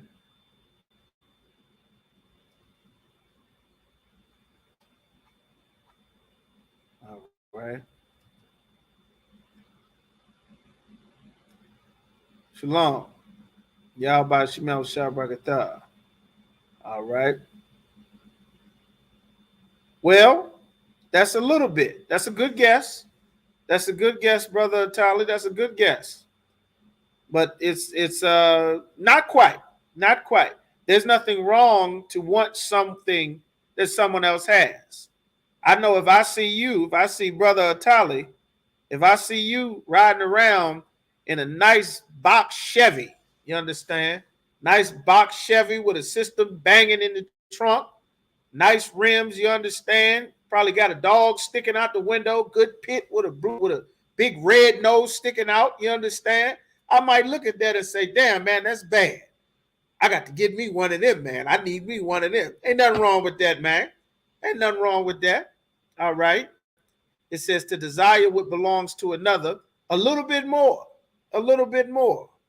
I can want one of yours, but I can't. It's something that's very specific on it. I heard one of the classes a brother was teaching, I think, as well, where he talked about it was lust something. I think it was lust, or if it was something else, you understand, is very specific. Of course, in the Hebrew, one of our words means about 15, 20 different things in our oppressor's language to one exact same one. You on it. You on it. I understand what you all are trying to communicate, but I want to bring it home precisely. To take something that's not yours, it's a little bit on it. You all are saying around the same things, and none of what you're saying is wrong. But specifically, the covet means to desire what belongs to another inordinately. You understand? Like it's out of order. You understand? It's out of order. I can see that, man, this brother, you understand, he got a wonderful family. He got a nice rib. You understand, man? That's good for the brother. That's wonderful. You understand? But now, if you see another brother's wife and you like, now you start to desire her, now you doing something wrong. You understand? You start devising a way, devising a plan like, man, maybe I could talk to them. Maybe, you know, see, they ain't doing this and that right. Or this and that. See, I would do it this way. You know what? Let me just go talk. Let me see what it is. Or you had some sister on your slavery or something like that, man. You got to be careful. You understand? Sister be out there, you understand, undisciplined with what they saying. I remember I was in Popeyes one time. Some years ago, I was in the Popeyes. And this sister sitting over there with a brother. We eating lunch. I sit down to eat lunch at the Popeyes, coming from the job place. And I hear the sister talking. And she's eating lunch with a brother. I guess they work together, something like this. She eating lunch with the brother, and she talking to him, and she like, yeah, but you know, but John, he don't really do it the way I want, and he don't this and that this way, and you know, and I just be tired of putting up with him and this and that. And she like, well, you know, if you, I could see and I can understand that, but you know, why don't me and you do this? So why don't me and you something else? And then I'm just sitting there trying to enjoy my chicken, and just the level of disgust from listening to this sister sit there and just trash her man. Even more so, the level of disgust to listen to this co-worker, friend, whatever the hell he was, just to sit there and listen to him come up with reasons why he could help her deal with the damn problem of why her man don't do what he want her to do and all of this old kind of stuff. And I'm sitting there just trying with everything that is in me to just eat my chicken and going about my way. But I had to just stop eating my chicken and say, well, listen, brother, what in the hell are you doing sitting there eating lunch with his woman in the first goddamn place? Like, what the hell are you doing? It's like, well, we just friends, and I've been sitting here listening to y'all talking. She got a husband. You sitting there discussing all of these old kind of matters and stuff. That ain't none of your business. And you shouldn't be telling him this, man. You out here all in the open in this Popeye. I had to check both of them in the damn Popeyes. He was all felt bad and ashamed. They couldn't finish eating. I said, leave that woman alone. She got a goddamn husband. Leave her alone. And you wrong as hell. Stay the hell away from him. Go back and talk to your husband instead of here gossiping with him and this damn Popeyes, man. What the hell is wrong with you? You understand? Half the goddamn Popeyes left. I finally got to eat my chicken in peace, but like, goddamn. You understand? Talk to your man. Don't talk to him. Oh, listening ears sitting at the Popeyes. You understand? Smelling your cologne, looking in your eyes every day while you sit and complain about how Davon don't do the things you like. And he like, yeah, what? He don't do that? You know, I do all that, girl. What? He don't do that either? Shit. Now, you know how I get down. You know what I'm saying? You tired of dealing with him. You understand, you know where I stay. You know my stance. You know, we just friends and all. But, you ever get tired or whatever, you understand. I always got a listening ear. My door is always, nigga, if you don't get away from her, he backed up and leave. He was like, we just friends. We just friends. We just said, no. That's that level of detail and conversation. I can't even eat my food. That's wrong as hell. Y'all wrong for that. You understand? They had to get up out the damn Popeyes, man.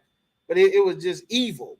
And the level of comfortability that this society has made our people to where we don't even realize that something is evil in the eyesight of the Lord, because nobody has the spirit of the Lord anyway. Everybody got the American spirit.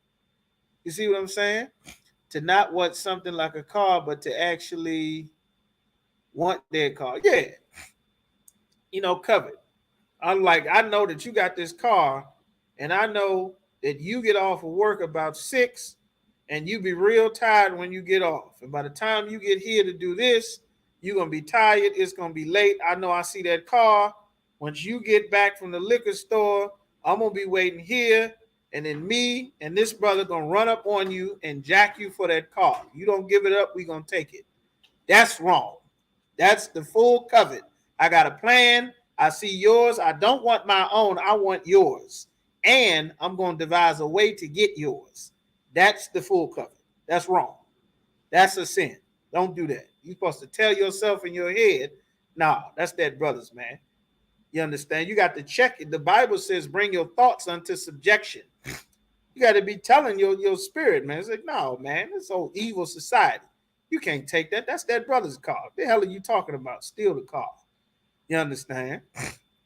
Stealing no car. The Lord said we can't steal. You can't take nobody else's car. That's not real. Like, you understand, you got to spiritually, you have to learn how to battle demons, man. Life and death is in the power of the tongue. You can cast an evil spirit out. It's spirits that's in the air because of this wicked society that promotes all manner of evil that's against the Most High. You understand? Like brothers sitting going to dinner with another man's wife. You understand?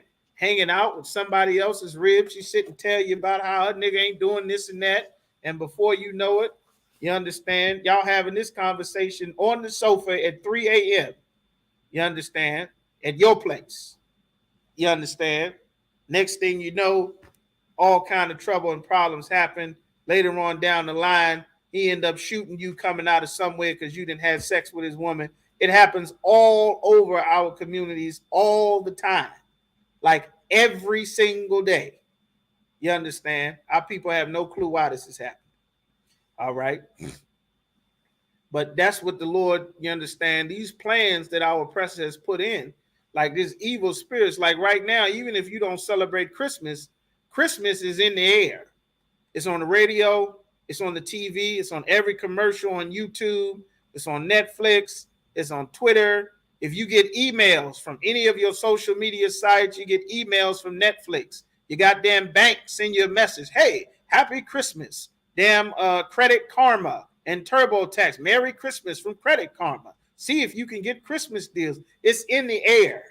You understand? That's why the Lord said friendship of this world is enmity.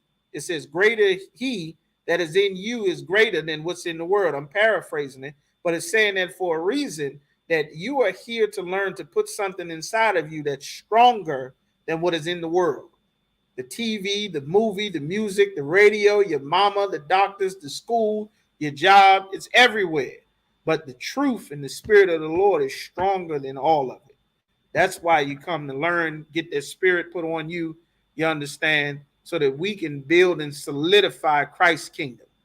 You understand? And now that we learn these things and we turn back to the Most High and we repent and turn from the Lord, we re-solidifying our communities, our families, our neighborhoods. We putting the spirit of righteousness back out into the world from obeying the Most High. Where before, no one would even question, Thanksgiving. They wouldn't question Thanksgiving. They would hate doing all of that shopping, cooking all of that food, getting in all the fights and the arguments all the time. And, the macaroni and cheese, want the liquor settled in. Everybody sitting there getting mad. You remembering some argument back from the 80s, and Aunt so-and-so did this, and your two aunts hate each other, and grandma trying to pretend like she don't know her brother molested half the family, and, nobody knows why this is going on, and somebody got cancer, they ain't talking about it, and, got the baby daddy is here, and the father of the kids is also invited. He at the door dropping off gifts. They get to fighting and carrying on. Knives is getting pulled. It ends. You cussing everybody out. You're drunk. You understand? Like these things, the Lord don't want us. And his brothers and sisters, because you come and serve the Most High, the more his brothers and sisters get into the ISUPK, there's a place of sanctuary and refuge that brothers and sisters that would just have to deal with this every year until they die of an overdose from the abuse that happened, of trying to pretend like it didn't happen, which is what happened to DMX, which is what happened to Prince, which is what happened to Whitney Houston, you understand? And so many other brothers and sisters that don't have a name and a worldwide fan base. Brothers and sisters don't have to drown themselves in a drug addiction and in depression. They can actually come to the prophets of God and get counseling and get the demons cast off of them, so that they're not sitting there thinking like, damn, like how could they just allow this to happen and everybody just gonna pretend like this is supposed to be fine? You understand? They can come in now because, brothers and sisters, you come into the truth and you change your life. The force to stand for what God wants gets stronger. You understand? So more brothers and sisters will give up on Thanksgiving and they'll start to come to class. They'll give up on Christmas. They'll give up on smoking weed, smoking cigarettes. And eventually it'll get stronger to where now it's like, hey, you want a cigarette? Like, nah, I don't smoke. What you mean you don't smoke? Girl, you've been smoking since we was in the 8th grade. Now you don't smoke no more? Well, come on, we going to so-and-so's for this Christmas party. Well, I don't celebrate Christmas no more. What the hell is wrong with you? You don't smoke? You don't celebrate Christmas? What's going on with you? Well, we God's chosen people. We're not supposed to do that. I don't do those things anymore. He was like, well, what you talking about? You remember how every time we go there, they get to fighting and cutting up? Like, well, that's just how the fence say, no, it's not supposed to be like this. That's a problem. That's why we don't do it. They may not have been listening before. Just like when I first came into the truth, none of y'all wanted to hear this. Nobody was trying to hear this. They was trying to fight and threaten to kill us at the camp. Now, as the force to stand for what God wants gets stronger, not as numbers. Our strength does not come from numbers. You understand? Numbers is not our strength. That's what people in the world think. Having 1 million people means you strong. That doesn't mean anything. The Lord flooded the earth, killed everybody but 8 people. 1 million people be 1 million corpses at the bottom of the sea. That means nothing to us. But what I'm saying is, as brothers and sisters turn back to serve the Lord, the spirit of righteousness will now be more in effect to combat the evil that everyone just assumes they have to go along with. It's tons of brothers and sisters that may not agree with everything that we're saying, like they have not agreed over the years. But what they can agree on is they shouldn't be doing this to kids. They shouldn't be showing this to kids. They shouldn't be introducing this type of education to kids. They shouldn't have this promoting these lifestyles to these children. Okay, if that's your thing over there, but don't put it in my TV show. Don't force it on us over here. Now, because we've seen it, the Lord, that spirit of the Lord, more brothers and sisters start to realize, well, damn, why is this happening? Because it's a team that's fighting against your people to force you into a lifestyle, to force you into accepting something that you don't want nothing to do with. It's not about equality. Equality doesn't exist. You understand? Equality is no such thing. It's about forcing you to accept their way of life. And eventually, it's about forcing you into their way of life. Before, it was just don't discriminate. You know, they just want to live life this way. Don't discriminate. Then it was don't discriminate. Don't say these things. It hurts people's feelings. All right, we can understand that. Don't say this. It hurts people's feelings. All right.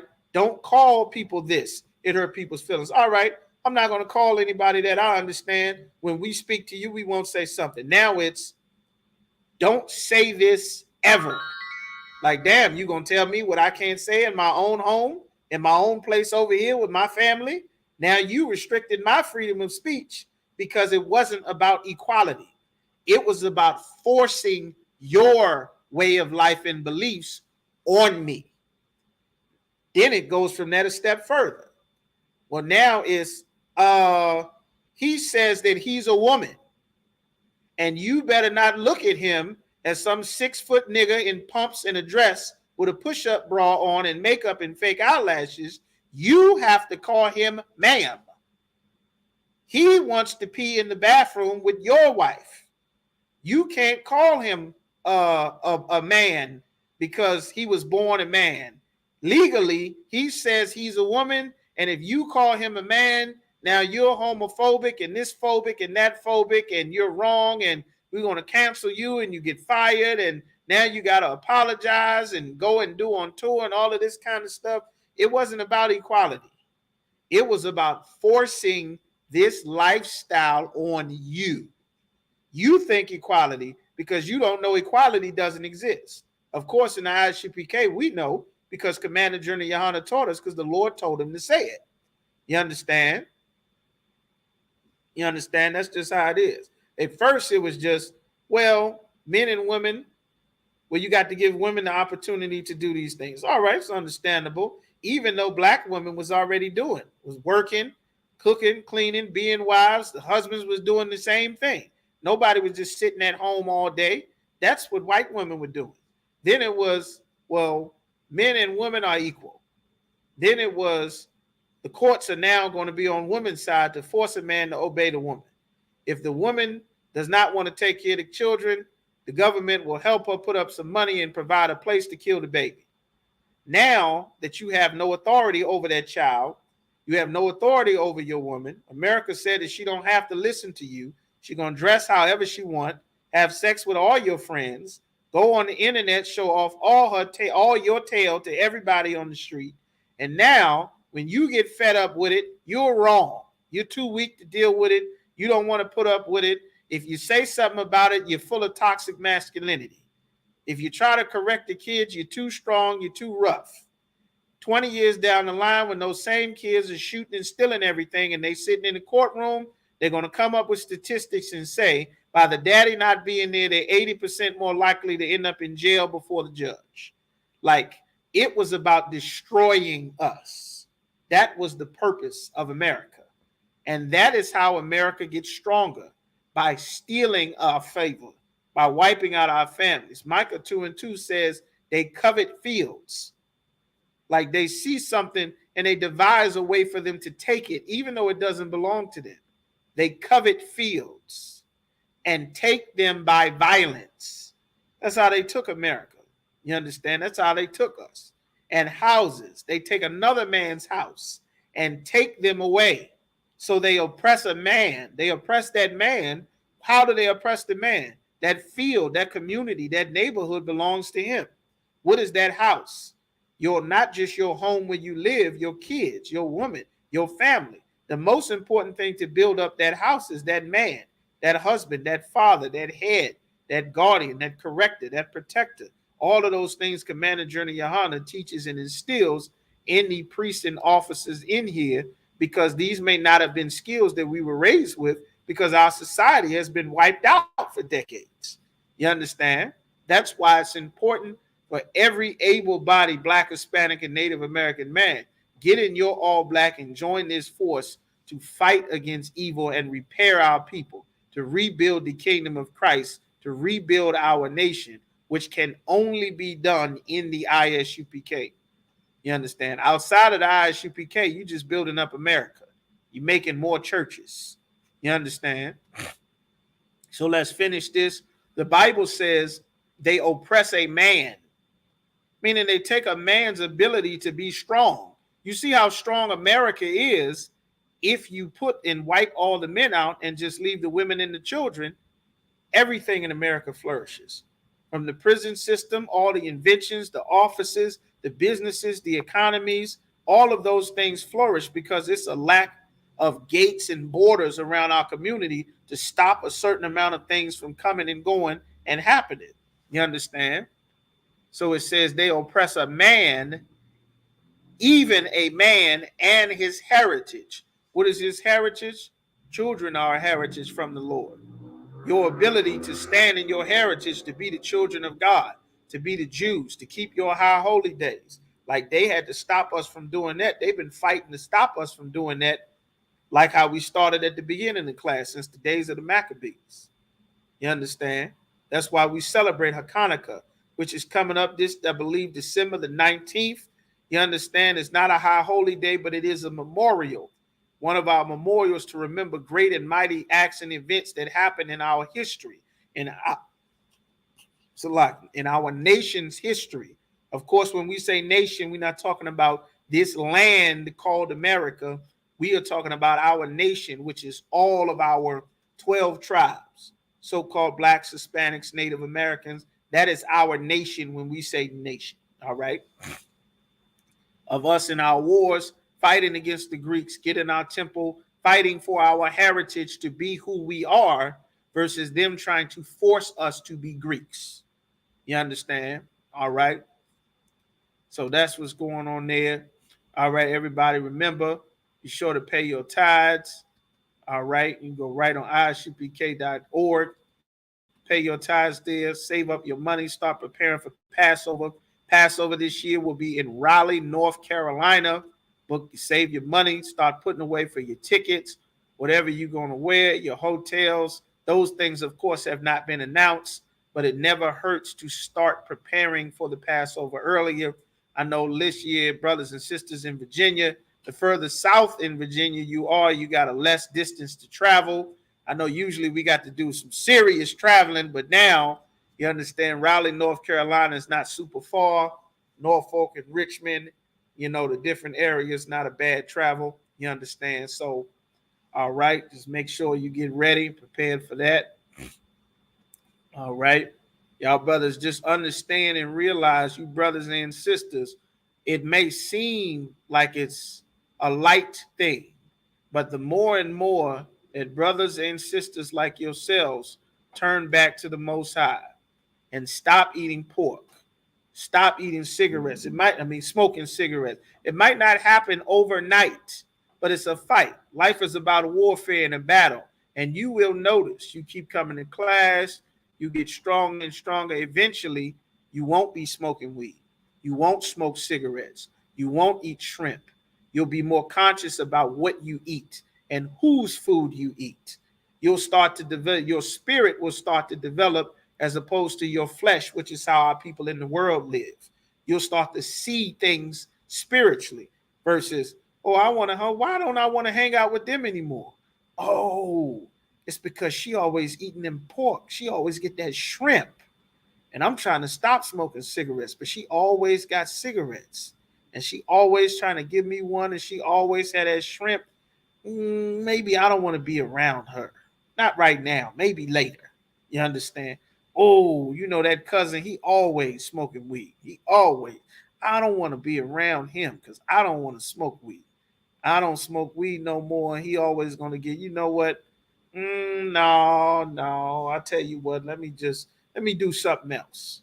And you'll start to develop. And you was like, oh, who made that chili? Yes, someone. Oh no. Don't Aunt Nessa, she put them bacon in there. You know she put the bacon in there. That's what give it the flavor. Nah, it can't be going over there. I don't want to hurt Aunt Nessa's feelings, but she put pork in everything. So we're gonna have to stop eating with Aunt Nessa. We can't eat at Aunt Nessa's no more. Aunt Nessa, why don't you use something besides pork? You know they got turkey bacon. I ain't changing my recipe for nothing. You've been eating pork all your life. You can avoid. These are some situations as a brother or a sister, because it's a lot of young brothers and sisters that's in the class. These are things you might find yourself in, especially in these holidays. Christmas coming up, Thanksgiving coming up. People might be expecting you to buy gifts, to help them wrap presents like you've done in the years past, to show up to the dinner, help you shopping. Oh, I haven't been feeling good. I can't. Yeah, I'm not feeling good. It's all kind of stuff going around. I can't do it. You're not gonna help me shop for so and so. You know what? Don't give me nothing this year. I'm on.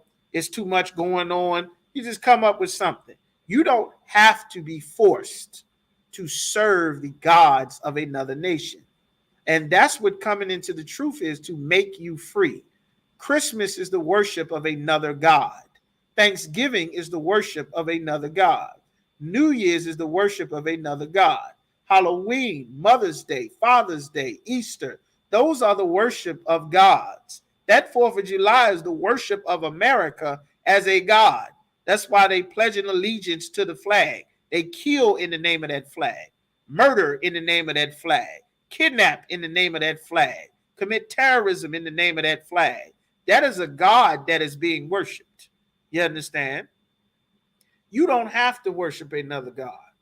There's another way of life that you can live completely separate from the way of life that our people have been forced and taught and raised and bred to live in, that is completely dysfunctional, is completely traumatizing, and everyone knows it, but just goes along with it because they're expected to do it. Not here. You come into the ISUPK, you can learn to be free, learn to be free men, and fight the fight of free men and free women. You understand? That's what we're doing here, all right? And with that, all right, brothers and sisters, we're going to clap it up here. Ends the class, all right? It will be just a moment. Of course, y'all got any questions, y'all just type and bring them in there. And just avoid those things, man. After a while, they're going to start getting tired of you not showing up. They're going to stop telling you happy birthday, stop inviting you to the birthday dinners and the Christmas things. Eventually, they're going to respect that this is not a trend that you just riding a wave because this is popular. They're going to start to see that, okay, they might be taking this serious. He's serious about that shrimp thing. He's serious about them cigarettes. Serious about that pork. Okay. All right. Well, let's see how long this. Let's see. Okay. This might be something real. Okay. Okay. You understand? And that's how it goes. Your biggest obstacles, your mom. Don't let your mama, don't let your woman, don't let your kids, if you sisters, don't let your husband, don't let anybody stop you from pursuing and serving the Most High. Nothing. Earthquake, fire, famine, plague, nothing. You understand? You keep fighting and press in and keep pressing, because life is about warfare. You understand? What is the best way to contact the ISUPK school? It depends on what city and state you are in. What city and state are you located in? Because we got schools all across, all across the continent, you know, all up and down. What city and state? That's why you sign in for attendance. Be sure to sign in for attendance. You understand? So we know what city and state that you are there. All right. We'll give you the contact information to the school nearest you. That's the school that you want to contact. All right.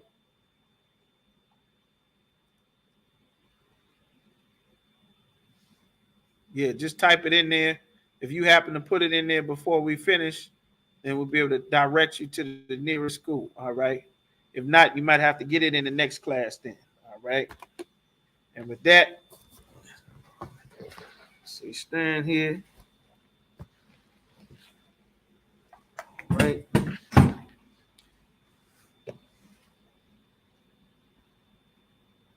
If you type in ISUPK, whatever city and state that you're in, the school is going to show up with the contact numbers and information. All right. ISUPK security announcements. We the Israelite School of Universal Practical Knowledge, the ISUPK. We start out at 1 West 125th Street in Harlem, New York. All right. We are not affiliated with any Israelite group. All right. If you are not in the ISUPK, you are not in the truth. To be in the truth is to be in the ISUPK. That's what in the truth means. That's always what it meant. You understand? Rule for a new brother and sister. When a brother and sister comes into the school, they're off limits for 6 months. They'll be saluted only. They're here to learn and share themselves of the world. If they need transportation, the teacher will arrange it. After that 6-month period, if a brother or sister has an interest in a particular person, he or she must get permission from the head to speak to a brother or sister. You coming into the truth. If you are a brother or a sister who is not married, you don't currently have a husband, especially if you are a sister. You understand? But brothers as well. If you are coming into the truth, you coming into these classes and you are not already married, you understand? Take yourself some time before you go and get into a relationship with someone. Before you go out and get married, you understand? Of course, sex is marriage. We are not the Christian church in here, but you want to take yourself some time so that you can learn how God said to live first.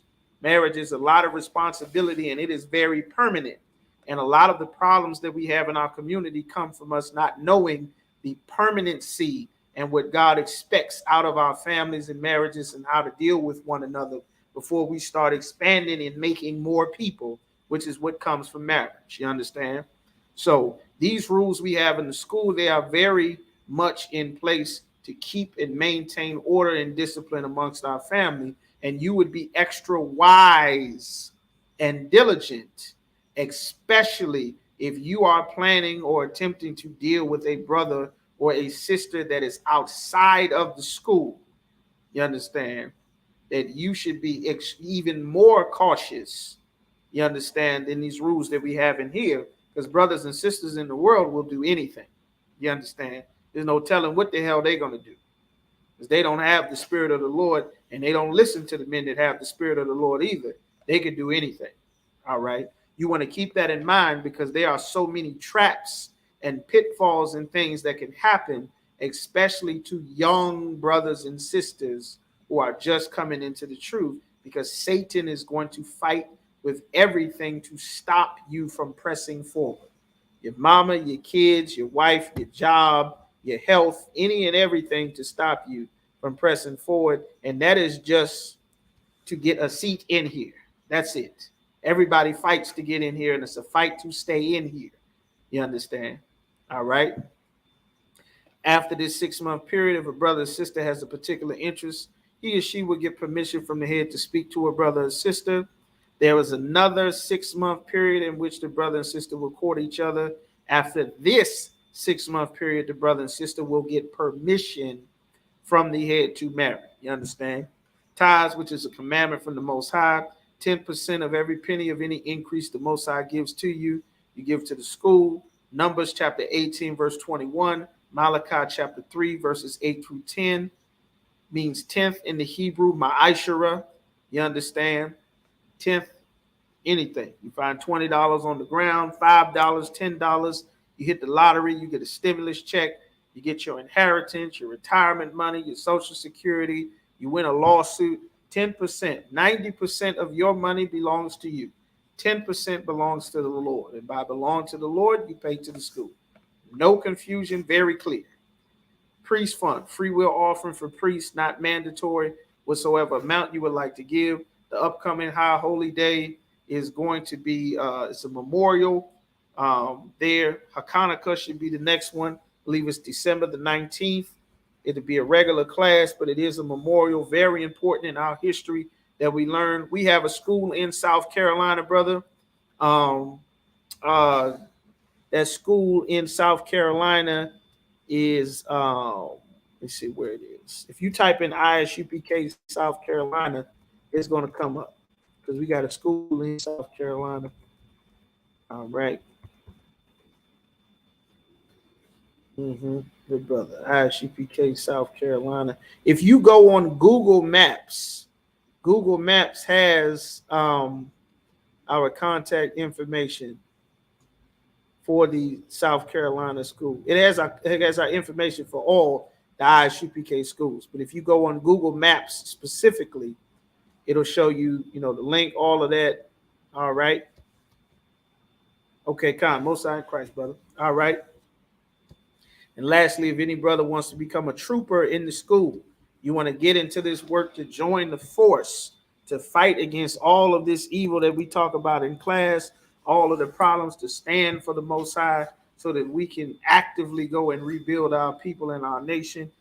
Contact the school, whatever city and state that you're in. You can look up ISUPK.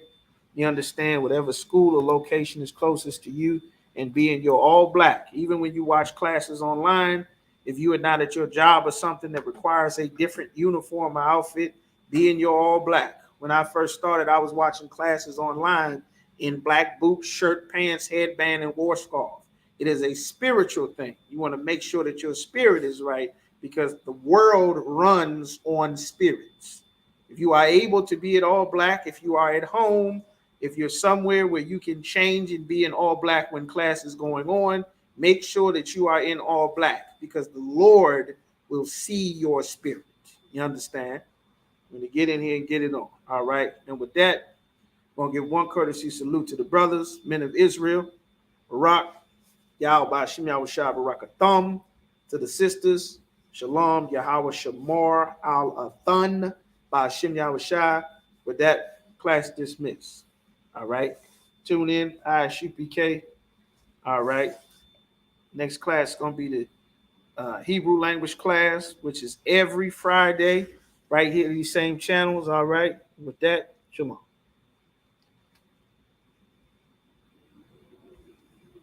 Make sure everybody like, share, subscribe, thumb up the water for y'all support. Be sure to leave comments. Scroll down on the rest of the ISUPK videos on the channel. Go through our channel, leave comments. Those comments drive the algorithm, help bring more brothers and sisters into the truth, you understand, and to the channel. All right.